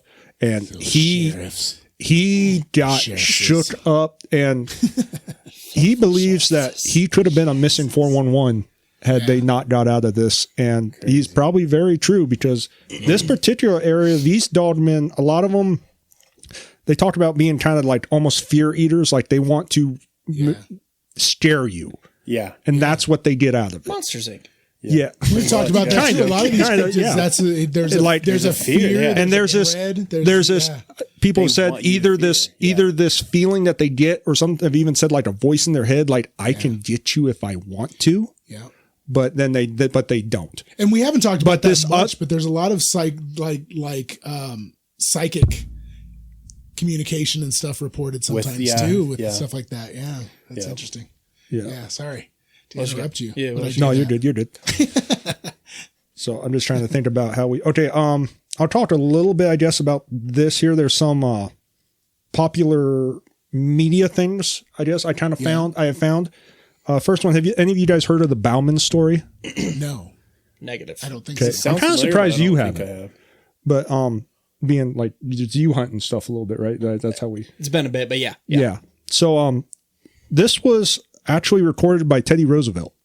Okay. It was in one of his books. Oh. And the story was this man named Bauman. That's probably his last name. I don't know if it was ever specified if that was his first or last name. Him and a partner went out to trap beaver. And this was, turn of the century, 1800s. And there was kind of some lore about this place where I think a guy had been killed by something like a couple years before, like they figured maybe a bear or a mountain lion or something. Yeah. And so they go into this area and they set up their camp. They go out, they set their traps, they come back, their camp is trashed. So, okay, probably a bear or something. They go to set everything back up. Bauman is cooking dinner and his buddy is looking, he's like, this bear's on 2 feet. And he's like, yeah, no, you're crazy. And as soon as he gets done, they kind of take their little torches with, 1800s, it's got to be a fire torch or something, and looking, and it does look like this thing's stride would be 2 feet. They say, okay, that's creepy. They go to sleep. Sometime in the middle of the night, this thing kind of comes into the camp, like on the outskirts. They can't see it really well. They get a shot off at it, and it runs off. They don't have any more encounters that night. They go out, check their traps the next day. They don't get nothing. Come back. Camp is trashed again. Excuse me. The rain. So they don't see anything, or they don't get any beavers or anything. Go through kind of another restless night. The next day, they're like, okay, we're not catching anything. Whatever this thing is messing with us. We're just going to pack up and go. They go through the day. They're packing up their stuff, getting kind of towards the middle of the day. They decide, okay, Bauman decides he's going to go off to this pond and pull these traps. His partner's going to go back to camp, pack everything up. As soon as he gets back, they're gone. Of course, this would be the time where he actually catches some beaver, and that has to take longer than expected to get out from where he is. Mm-hmm. He gets back to camp, and his buddy's kind of sitting by a log or something. He goes up, and his buddy is no longer with us. And something had either like broke his neck or I think they said they even took a bite out of it. Jeez. And so he leaves his stuff and just hauls out of there, gets to the horses and leaves. Now, this is usually told as a Bigfoot story. Yeah. Mm-hmm. But with like biting and stuff like that. Bite. Yeah. Something you never really hear about. And they never really got a good look at it. And one of the theories on this is that Bauman is actually Teddy himself. That this could have been, where he had political aspirations and everything. Right, didn't want to tell it as this is my story. Yeah, it's like I have this friend, wink, wink, that had this thing I feel like I've heard a very abridged dude. version of this story. Yeah. Now that, once you start talking about it, it's like, oh, yeah, okay. And, like it's told as a Bigfoot story, but then like saying they look like bear prints, Bigfoot tracks usually look like more human, I would say. And trappers are very anal retentive about prints. Yeah. Like you focus, they focus on a lot of things in nature and get the details down minute. Mm-hmm. So to say it was more of a bear, that's kind of how you would describe these, like It was a big people. Either dog way- track, it'd be similar. to Yeah. what they Yeah, were trying big to old think. dog. Either way, if the goat himself felt it necessary to put in his writing, I believe it, man. Yeah. Love And Teddy some real, people, though. and Yeah. I saw that. I'll just mention it briefly because I saw this on a video, and I don't know quite how much credence I put into it, but Roosevelt was a very staunch conservationist. You know, like he was into that. Yeah. He absolutely hated wolves. Yeah. And that could just be because, you know, they decimated elk populations and stuff like that. Right. But some people, this one guy made a theory, you kind of wonder if it wouldn't be something. maybe a Yeah. Okay, Yeah. I have put trauma thing. borderline Yeah. zero thought into this. It just came across my mind. So like a normal one a year. Yeah, you know what? So- You know, so it's a normal I'm Saturday. just opening up to rebuttal. Don't take this as I've thought this through and We this call is a that full blown filling. theory. That's it. Yeah, this is a philism. Thank you. Anyway, so I started thinking as we were talking about Teddy Roosevelt, I'm like, yeah, man, the man who knows nature stuff, the man who founded national parks, where people go Disappear. missing and had he went a whole an different encounter with That's a dog man. That's actually kind of wild. That's dude. kind of a cool. My brain just stopped. Yeah. how many national parks did he create? He founded Well, it. he founded the. Well, I know. Yeah, he I don't know founded- how many he personally oversaw the creation of, but he It was his baby. started. It almost makes you wonder National if Parks maybe there's Foundation. some With the- secretive. Bro, did he know some stuff? Well, and what makes you wonder if there's some secretive reasons, Right. for What why he- they choose what's going to be a Right. national park. What he just described is called the National Park Containment Theory. That is actually a theory thing. And, but the one thing I always have had a problem with, or sometimes had a problem with, is, okay, if this is going to be a containment thing, why are you allowing tourism? Yeah, But also at the same time, like Yellowstone's like Well- 7 million acres or something like that. If you got people 7 can million disappear. acres that is off limits, that's going to be suspicious. Well, also, what if part of containment is satiating whatever you're containing? Yeah. That just got dark. Bro, I got That just got dark. dude. Okay, so one weird, totally random thing about Yellowstone that just popped into my brain that I want to share because otherwise I will forget. Teddy was too good. Is Courtney and I when we were yeah, for real. Well, maybe it was initially started as a positive, and then Maybe To he's keep just them the out, face right? of it. That could be. That could be. Maybe he's just the face of it. But I remember we were in Yellowstone and we went on a trail that nobody else was on, and it was a waterfall trail, it was just a random trail. And the trails there, the main ones are really well set up. And we got far enough away that I had the realization of we are way far away from other people. Well, And this is a well dug out, this is a this is a trail. if you've seen the TV show Yellowstone, Yes. you know Not a lot of it, but yes. Yeah. Well, you understand. You know the concept of the train station. Yeah. yeah. That's a real thing. Like there is a segment of Yellowstone where there's no population, so if a crime was to happen there, legally by the Constitution, they say they actually wouldn't hold up in court, but supposed to be legally by the Constitution, they couldn't prosecute because there's no trial by jury because there is no jury. Right. Because there's no peers. There's no It's a county that's unpopulated and it's across state border. Yeah. For real. And but we were way far out. We had just got done looking at this waterfall, and then all of a sudden it just felt off for a minute. Yeah. And I was like, all right, we should probably turn around and head back. And that feeling didn't dissipate for about half of the trip back. Well, and was it you that talked in that episode about some students or some? No, I think it was you, Mike. Had some buddies that they went off trail or something, and then when they came back a week later, there was people from the park service was saying pulled him out, him out of class and gave him some staunch warnings about not being on federal land. And Yellowstone, even just to just drive through it without even that's a chunk of it's a but lot of land. talking about the area of land that going back to the start of the episode about Bigfoot in Northern California, I would bet we probably drove around a pretty similar size chunk of land just driving around the outside of it. Sure. And now imagine, so we're thinking Yellowstone and how low population and how big it is and all of the other stuff. Now add it's all just forest, the whole thing.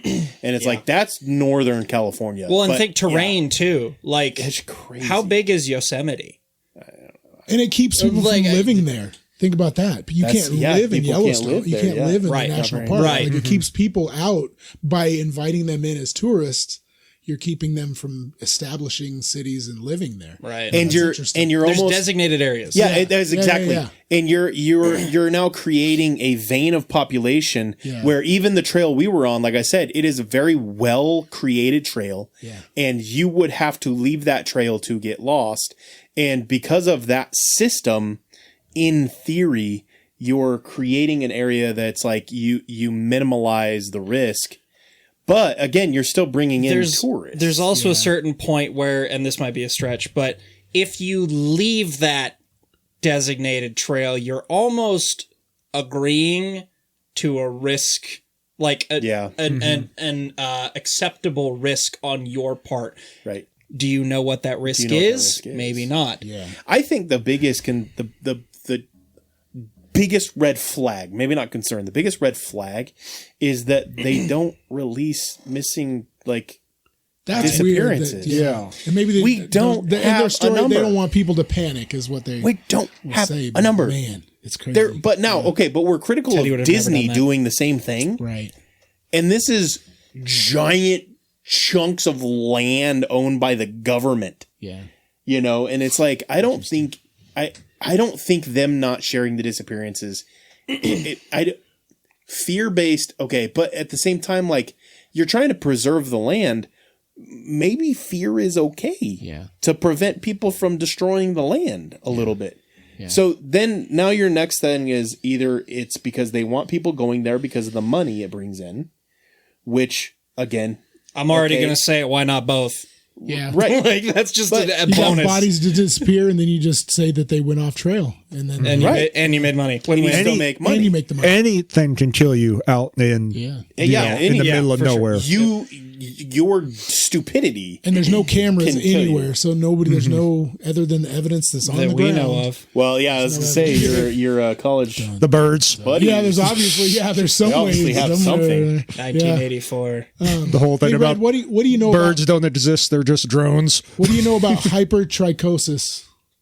I've heard that before, but Break that word down. I've heard that. So hypertrichosis is when your DNA does not grow hair correctly. And so you grow it all over your face. Right. Yeah. Okay. Yeah. And so there are people, obviously, that have hypertrichosis. The werewolf disease, they call it. They call it the werewolf disease. There's a So I have a bunch weird in theory talking Mexico. about the mountains and we've talked about feral people. Feral people What if we've with- got feral people with hypertrichosis running around and being identified? Well, and there's another thing I've thought about the werewolf thing. This is off Just the riff. another How they get checked? The early Hollywood meat. depictions of the werewolves were just a guy with super hairy face, teeth, maybe a button nose or something. Yeah. Where now it's the It's Van the dog Helsing, body. it's the Van Helsing, it's Yeah. the underworld, it's Yeah. It's the full on big barrel dog, chest Right. and the, dog soldiers, that kind of thing. Yeah. Yeah. Yeah. And so because there's a lot of things, even like you talked about the predator thing. There's a lot of people now who have said they see they call it glimmer man. Then they describe it as like when the predator is cloaked. Yeah. Yeah. Like they see something Maybe we like see when that. it moves. Who said that? Yeah. Where? When? What? No, there's been, and one of them was I think in the missing 411 hunted thing. A guy talked or lady talked about seeing something that looked like predator. Like it was like when it's in its invisibility mode. Yeah. And I'm gonna take it back again to the movies are not as fake as we want them to be. Yeah. Have you They're seen the getting their missing ideas from 411 somewhere. No, movies? I need to watch. Have you seen the missing I 411 started stuff? watching it. You guys gotta I watch haven't got them. all the way through. I'm halfway through the so UFO connection one. I've The seen the other UFO two. one is crazy. The hunter, the hunter one is the one to start on. Yeah.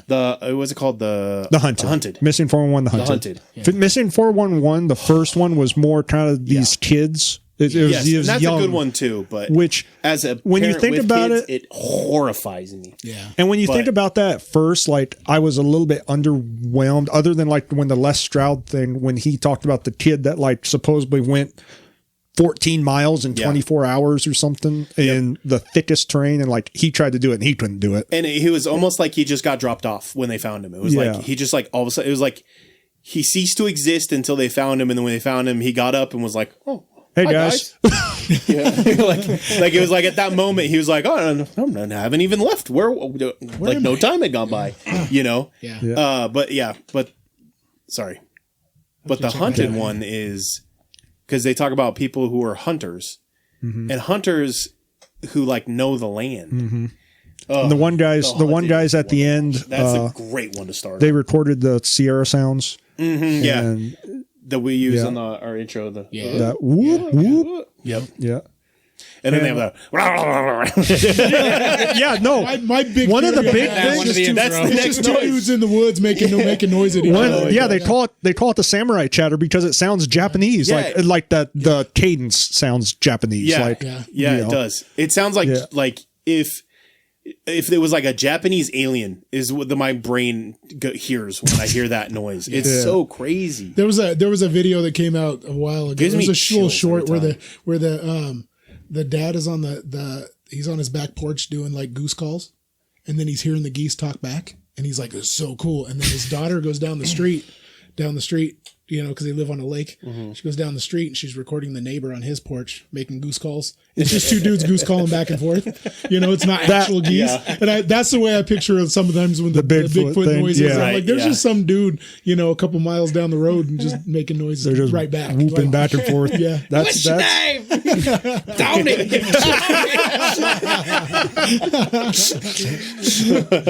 Ezekiel.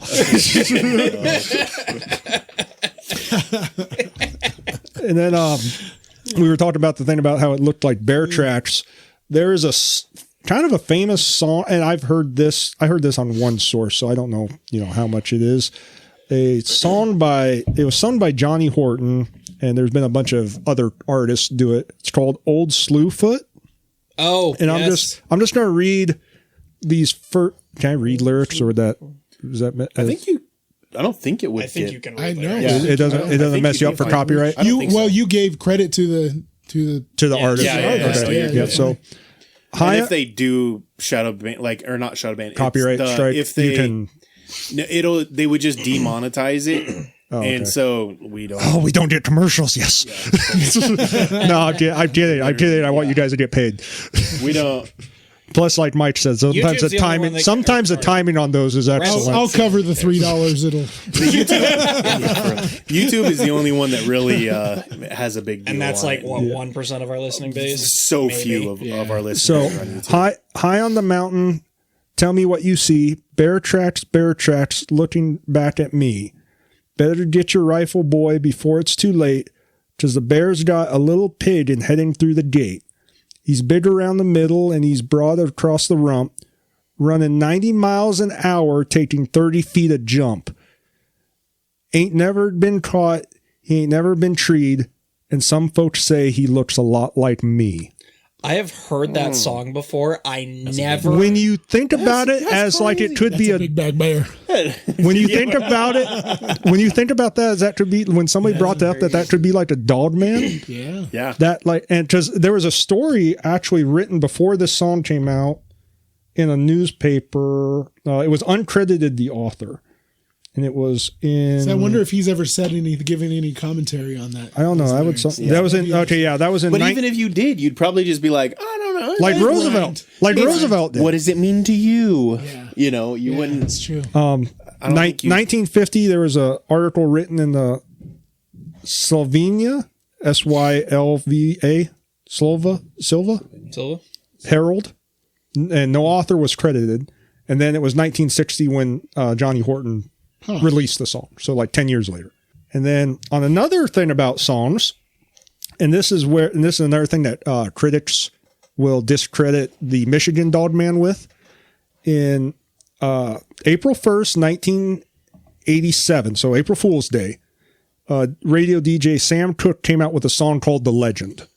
Yeah, don't do stuff on April Fool's Day because nobody's gonna believe it's real. And and here's the thing: he came out with this song. It was called The Legend.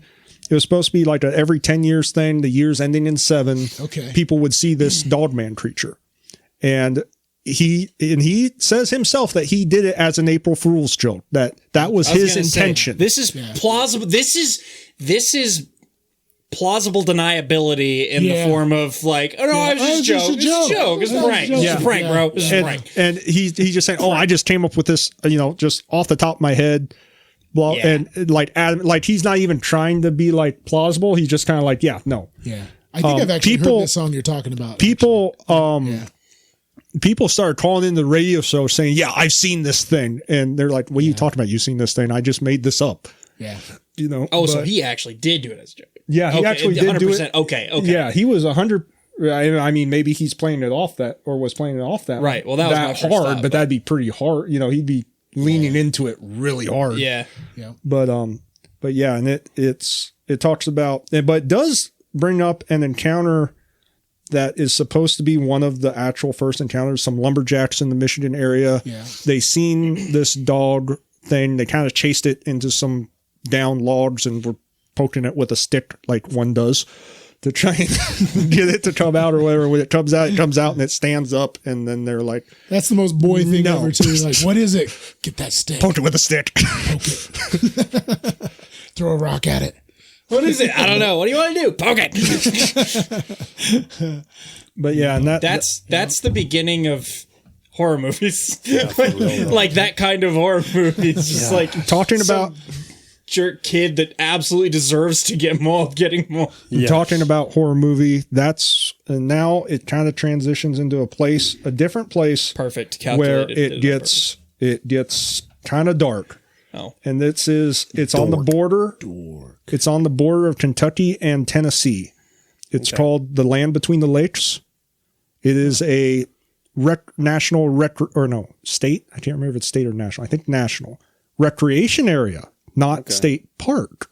So, and then one of the things that I kind of find funny about it is you cannot carry in here unless you get special permission for hunting seasons.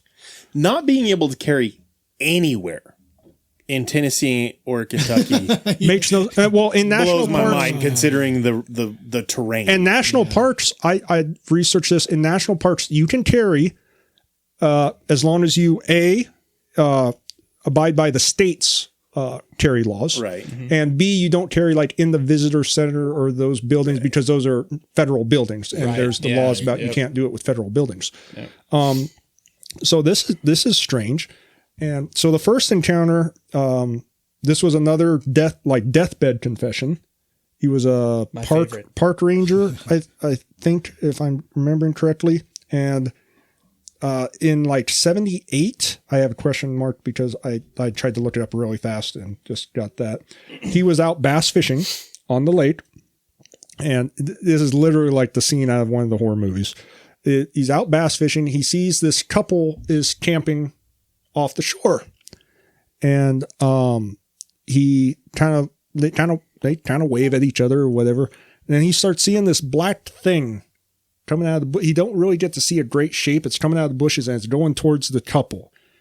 And he starts doing the waving and the pointing and all that stuff. And they're just kind of looking at, like in a horror movie, like they're just looking at him like, oh, hey, what's he doing? And they end up getting got. And and he's like totally traumatized by this, of course. And like, he just like, I guess ended up floating across the lake for like a couple hours because he was like almost catatonic after watching this thing happen. And so there was that. And in Land Between the Lakes, these things are a lot more violent than like in the ones in Wisconsin seems like, or Michigan, or at least more reported to be, because a lot of those other ones, like we talked about, it's like that fear but they don't touch you. Seems like these ones in Kentucky, they can cross that line a lot more. Yeah. The most famous one is, there's supposedly one in 82, and it was a family of 4, and they were out there camping.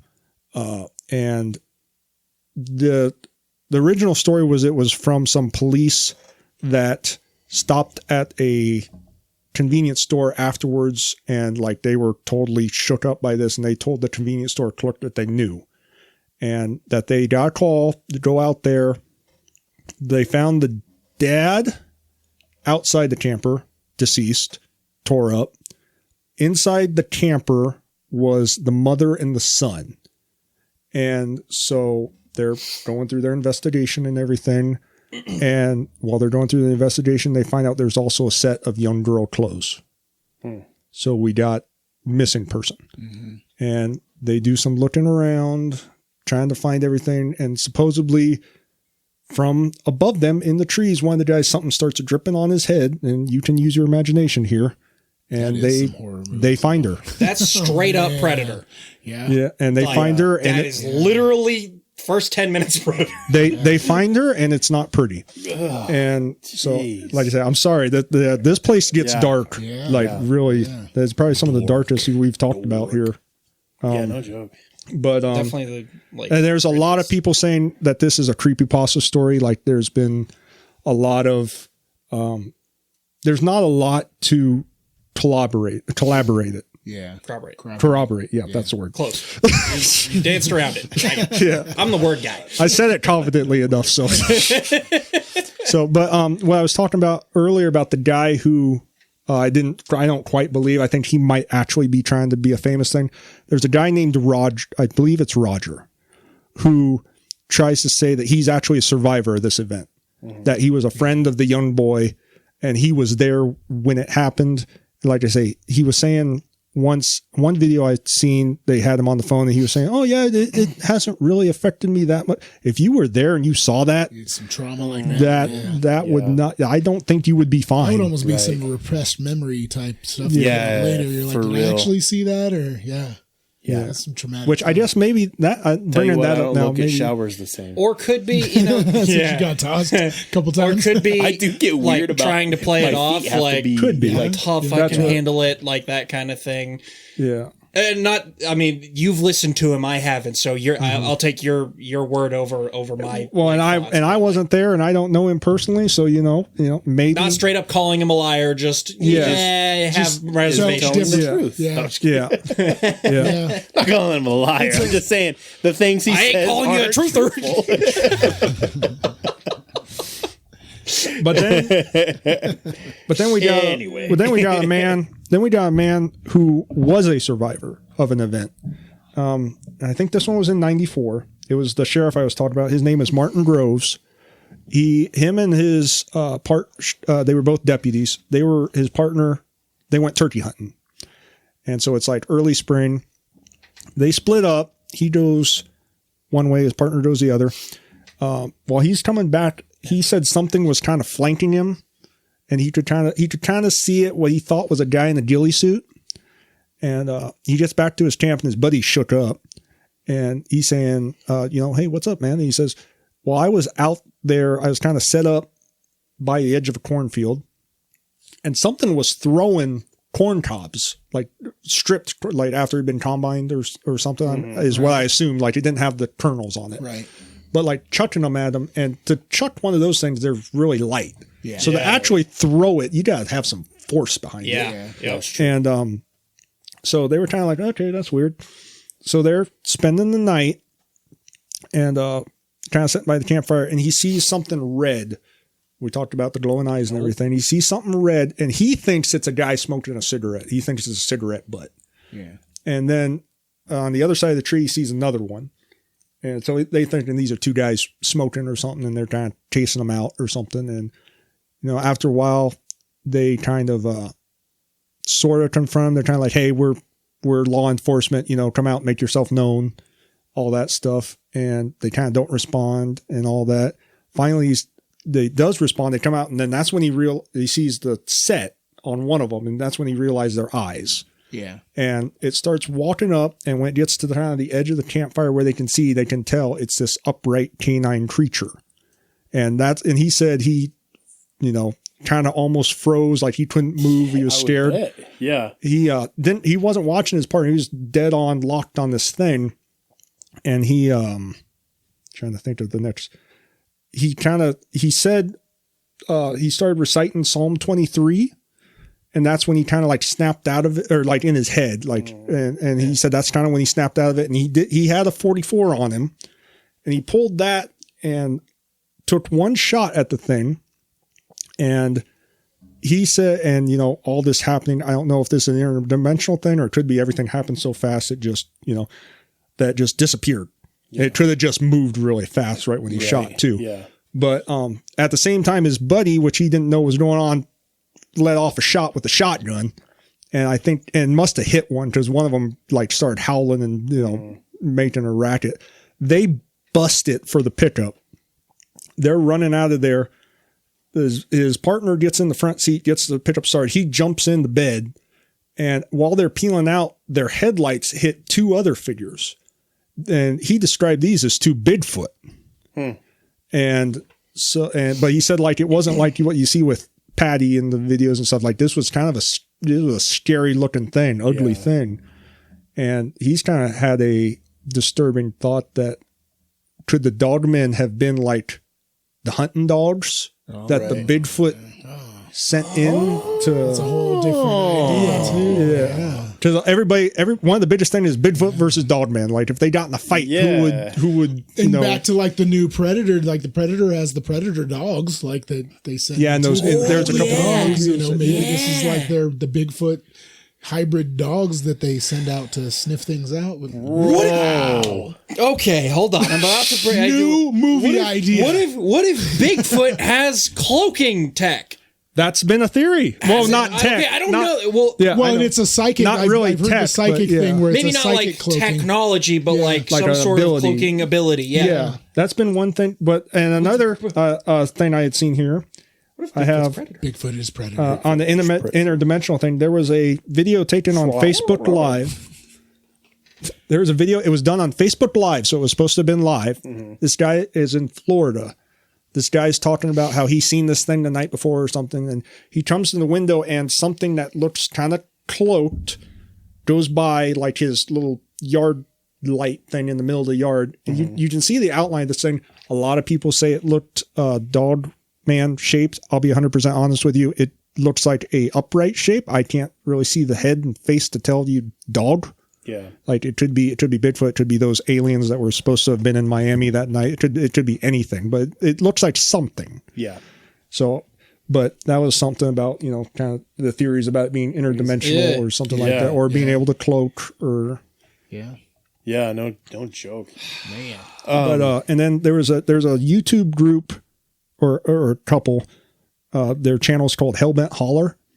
And we've talked about them on here before. They do the field investigation work and stuff, and they've done a lot in LBL. And they're another group that when they first did it, they were kind of like, oh, this is just kind of a novelty thing just to say we did it, whatever. One of their first times there, they got a thermal image of what looks like, you can see ears and kind of a dog-ish features. Like it's not great. Yeah. But, and so, like the next day, they went over there and the guy, Joe, he stood kind of where the thing was supposed to be. And they were kind of estimating, it had to be at least his height or taller to be able to peek up from where it was, when they were looking from. And, yeah. Dang. You know what I really hate is that we are now at a point with AI technology and like the ability to Photoshop, like editing software and AI has just reached a point where you're never going to be able to tell again. Yeah. That's unfortunate. Never know. AI, and so now I'm so mad because I wish I had like been on this path 15 years ago, 10 years ago. Yeah. Just so I could have like got some of this stuff and seen some of this stuff and been able to at least be like, whoa, that's like convincing at least. You'll never know now. You'll just never be able to tell. Only stuff that you can officially document and date before AI. Yeah. That's the only way you pretty can much tell. Just gone to just eyewitness. Eyewitness then, because almost video is almost even worse evidence than eyewitness. Yep. Yeah. The only choice is we got to go squatching ourselves. Dude, I want to get a crew together and fun. I want to do a live. I'm going to be the first one crying, just so you guys know. Dude, I want to get out. I want to do a live recording of it or whatever. Where's Mike? And you turn around and I'm in the corner. So scared. Yeah, for real. Cell signal would be hard, so we'd almost have to record it live and then just post it as a live thing. But I do want to do that sometime with a group. It'd be a lot of fun. Even if we don't catch anything, just to get out there and just have fun. The feel of it, so people can see like what we're talking about out here at the. It'd be a good time. So we talked to the state park and see if they would let us do it. I want to try. It'd be fun. I think it'd be. You just do it. You just do it. Oh yeah, because there's not. Well, and even if it's not the park, like there's WMAs, there's Forest Service. That's true. Like, that's fair. This county is like 60% federal or state land. Like that's true. This place is mostly public land. We're doing it. Timing wise, we're kind of coming towards the end of the episode a little bit. I want to try and get a couple more things up. Yeah, I was gonna say pick your favorites and then. So I want to talk about real quick. We talked about government possible elements to this stuff. There was one story. There was a truck driver. I want to say this was in Michigan. I don't have it written down, but the guy's name was Joe Barger. And so his story was he was on the delivery and he got air leak in his airlines. So he pulled over kind of at the base of a hill to fix it. He's fixing it and he's kind of feeling something's watching him. He don't see anything. He fixes his deal. He gets his truck. He starts trying to head up the hill. Of course, coming from a dead stop going uphill, it's going to take a while to get going. Right. I think he said he was up about 30 miles an hour trying to climb this hill. When he kind of gets this feeling and he looks out the passenger side window, which is rolled down, and he sees this thing pacing the truck, and its head is above the deal and it bends down and it's this dog-headed creature. And he gets that almost telepathic deal about once it kind of starts to reach in and he hears like, gotcha, or something like that. Instantly peeing all over myself. He's got so scary. He's got a Smith & Wesson Governor underneath the seat. So he pulls it and puts it right in its face and lets it have it. And the thing kind of falls out the window, drops, rolls off to the side. He gets to the top of the hill. He's kind of like, I need to, and I don't know about that, but he's like, I need to go back and check this thing. So like it don't, either finish it off or whatever. He somehow gets his truck turned back around, comes back down. There's a couple kind of around where this thing was supposed to have dropped, and they're kind of looking around or something. He pulls up. He's like, hey, what's going on? You guys having trouble or something? And they're like, no, we were coming up here and we seen two bears fighting or something. And like one drug the other one off into the woods or something. He was like, oh, okay, well, we probably should all get out of here, just so you know. I mean, that could be kind of a dangerous situation. Not trying to tell him there was a werewolf or something. Right. Yeah. Yeah. And, but then a few months later, he gets pulled or he's told to wait at one of the way stations or DOT something. Yep. And he's told that some feds want to talk to him. And of course. So they come up, and one of them specifically said, "You took out our asset." And he's kind of like, what? What? Uh-huh. So, and they confiscated, I think, they didn't take the right gun. They took like a rifle or something, thinking, that was what he used or something. And then like a few months later, just randomly it showed up in the back of his pickup or something, like they, and they kind of threatened him, saying, be quiet about this and everything like that. When was this?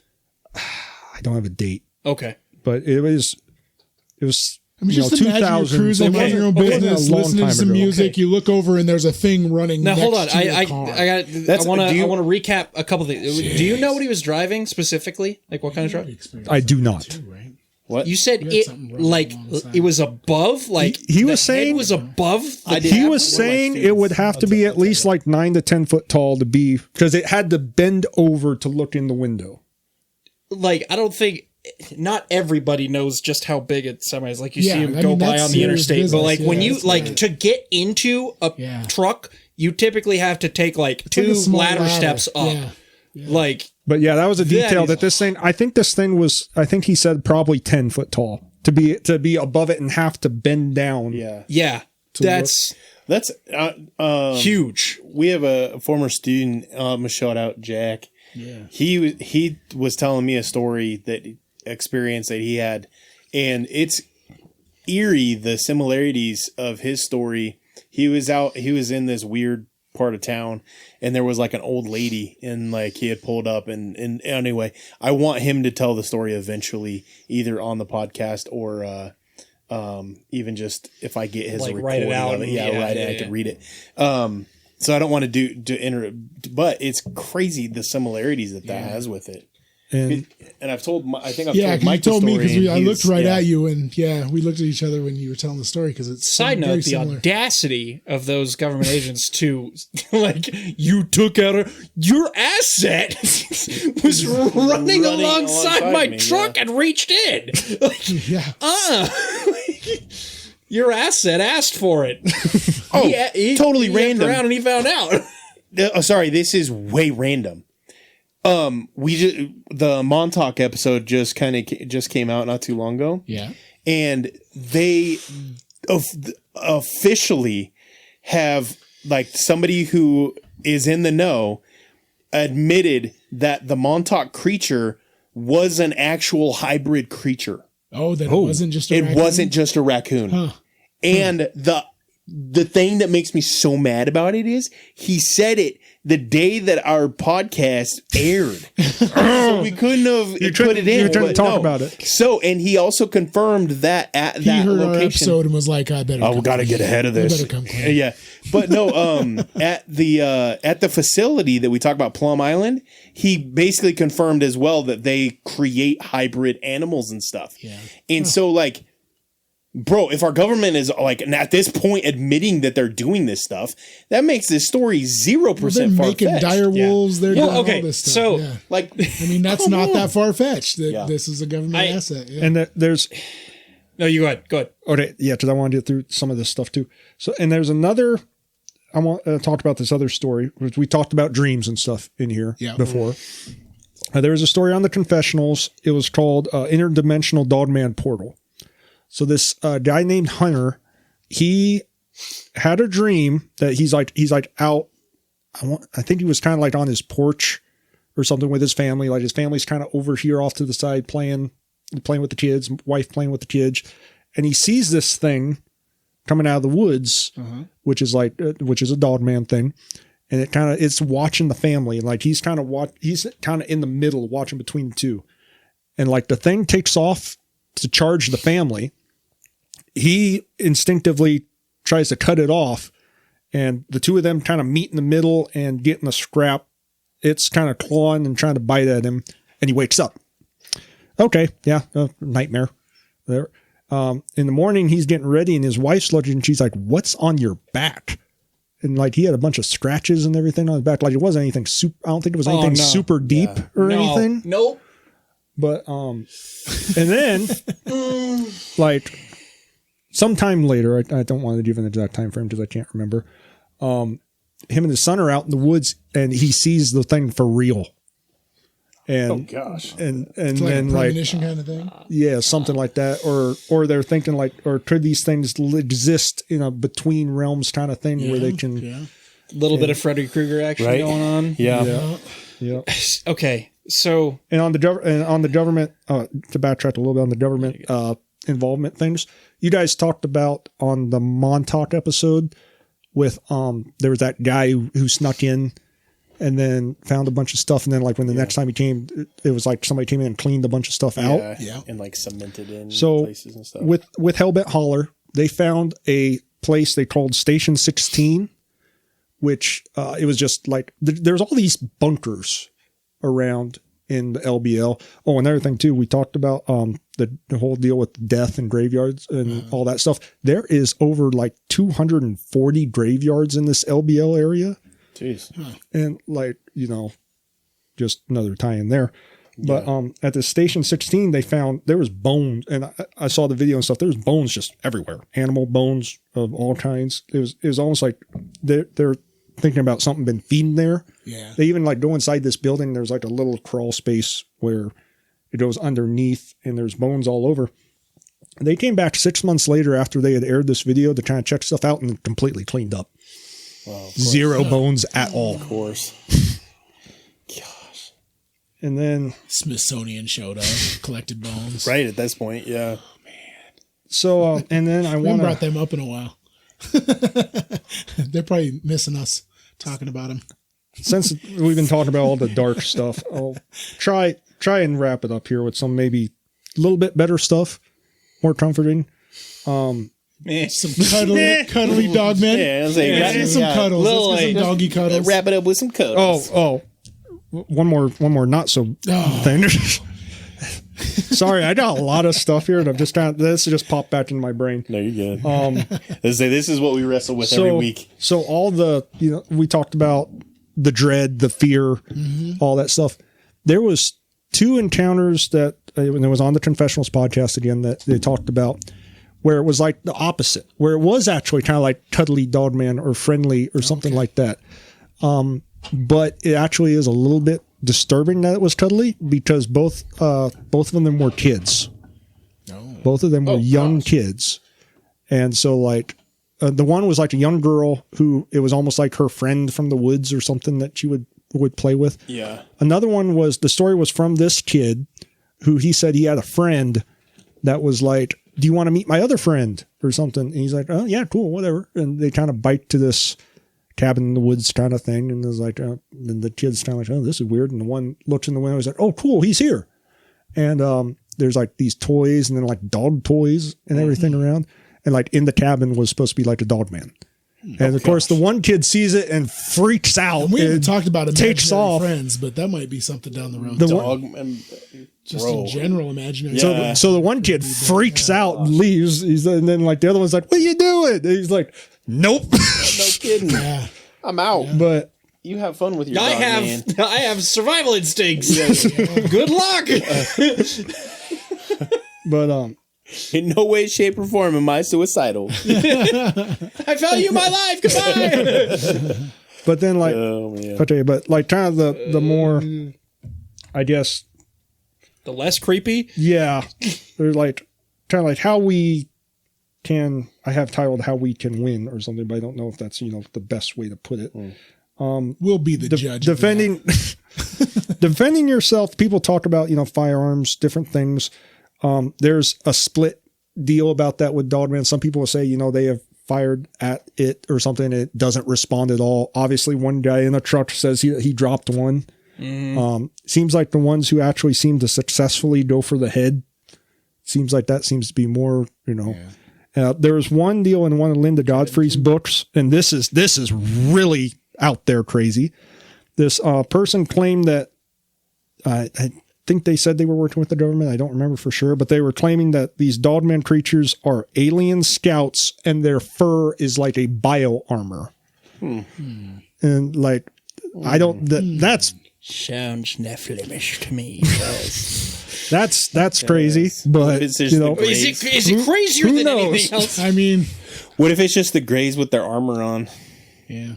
yeah. What if they're trying to assimilate like the Or like- black-eyed kids trying to look like kids? These ones are With trying the to just look witchcraft? like Like animals. dogs, They're just and they just failing. suck at it? With the witchcraft thing we've talked about, some people have the idea about there could be like a human element where it's like a human witchcraft practitioner who's Yeah. just like projecting this Right, image. yeah. Oh yeah. Just So making it's you like- see something. yeah. It's not really Yeah. there. So there's that aspect to it. Of course, there's the name of Jesus. It seems like people, they call like Martin Groves. He talked about Psalm 23. There's people who've said, they in the name of Jesus rebuke it. It seems to, it has power over these things. It seems to, and I'm going to start doing hand loads and carving a cross on the back of the slug Dip hollow and then point- dipping it in holy oil. yeah, I had that idea, dipping hollow points in holy oil. Yeah, man. Yeah, seriously. What are you going to do? But, Take this. There was an idea talking about the friendly, possibly cuddly dogman thing, which it doesn't seem like there is a lot of cases with the cuddly dogman thing, but talking on the cynocephaly side, we mentioned it, I think, really briefly about Saint Christopher. Yeah. About there's a lot of art showing him as like a dog-headed figure, and the story I think I heard. You can correct me if I'm getting something wrong here. Maybe being pastor, maybe you know more. But he was like a warrior type person, and his deal was like he wanted to be under the command of like the strongest leaders or whatever. So he's kind of a mercenary. So he's kind of bouncing around from kings to kings. Somewhere he heard about Satan, I think they said, and like he was kind of like, oh well, maybe he's the strongest or whatever. Served with under somebody who was claiming to be Satan. I think there's arguments about whether maybe it really was, or if it was a low-level demon saying it was Satan, or just somebody else saying that they were. But one thing that was probably a supernatural side is part of the story was they came across somebody crucified, and they were calling upon the name of Jesus, and this leader freaked out and didn't even want to go down this path they were going down, just wanted to go around these crucified people. And that's when he was like, oh, so this Jesus must be the strongest person, so I'm going to go serve him. And comes across some monks or something. They teach, it's not a warrior thing. It's more, so his way that he was going to serve was helping people cross this river because he's big and strong and everything like that. And at one point, a young boy needed to cross the river, and he helps him cross. And like halfway through, he's getting heavy and heavier, and like they're both about to drown. And he fights and fights till he gets to the other side. And supposedly the boy said when he got to the other side that he was Jesus, and that this is like the weight that I carry, all the time supposedly. And that Jesus cured. I don't know if that's the right word, but like he was a dog person, and then like afterwards he was like a person. Yeah. Something like that. So, and anybody feel free to fact check me on all this stuff and stuff, because like there's 100 different variations, and I'm just throwing this off the top of my head. Yeah. But that's exactly what we do. Yeah. And they will. But I do. There was Mom. there was but there was two Catholic. I don't know if they were monks, priests. Something like that, who they were writing letters back and forth. One, I think, was supposed to be living with or had lived with the cynocephaly or something. And their debate was whether these people were real or not. It was about whether or not they could receive salvation. Yeah. Like, are they human enough to be to that point? Yeah, I saw something about that too. That they weren't sure if they were human enough to, be saved. Yeah. That's the whole book series of the Kingdom Wars. I think that's the name that you've said before. Yeah. That's kind of the whole premise of the book series. Gotcha. They're great books, but yeah. Well, dude, thank you for coming on the show. This will be a nice long one. It was nice to meet you finally, man. Yeah, for real. We talk all the time on the go Discord back and forth and stuff. Appreciate you. Thanks for coming on the show. Yep. And I guess on that, I don't even know how to end this episode. This is a good episode. This is a great episode. This is fun. I'm excited to listen to this one again. So with that, let's go ahead and close out. Don't forget to like, subscribe, do all of those things. Seriously, it does help a lot.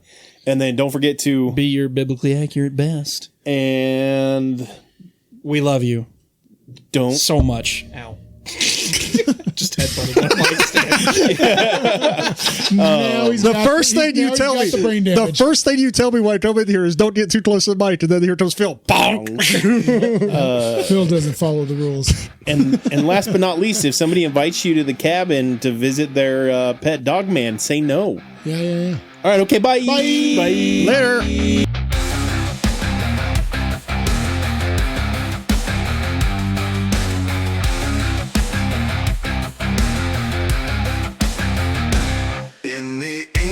Days of giants, when the earth was wild and free, a creature roamed the valleys, cloaked in mystery.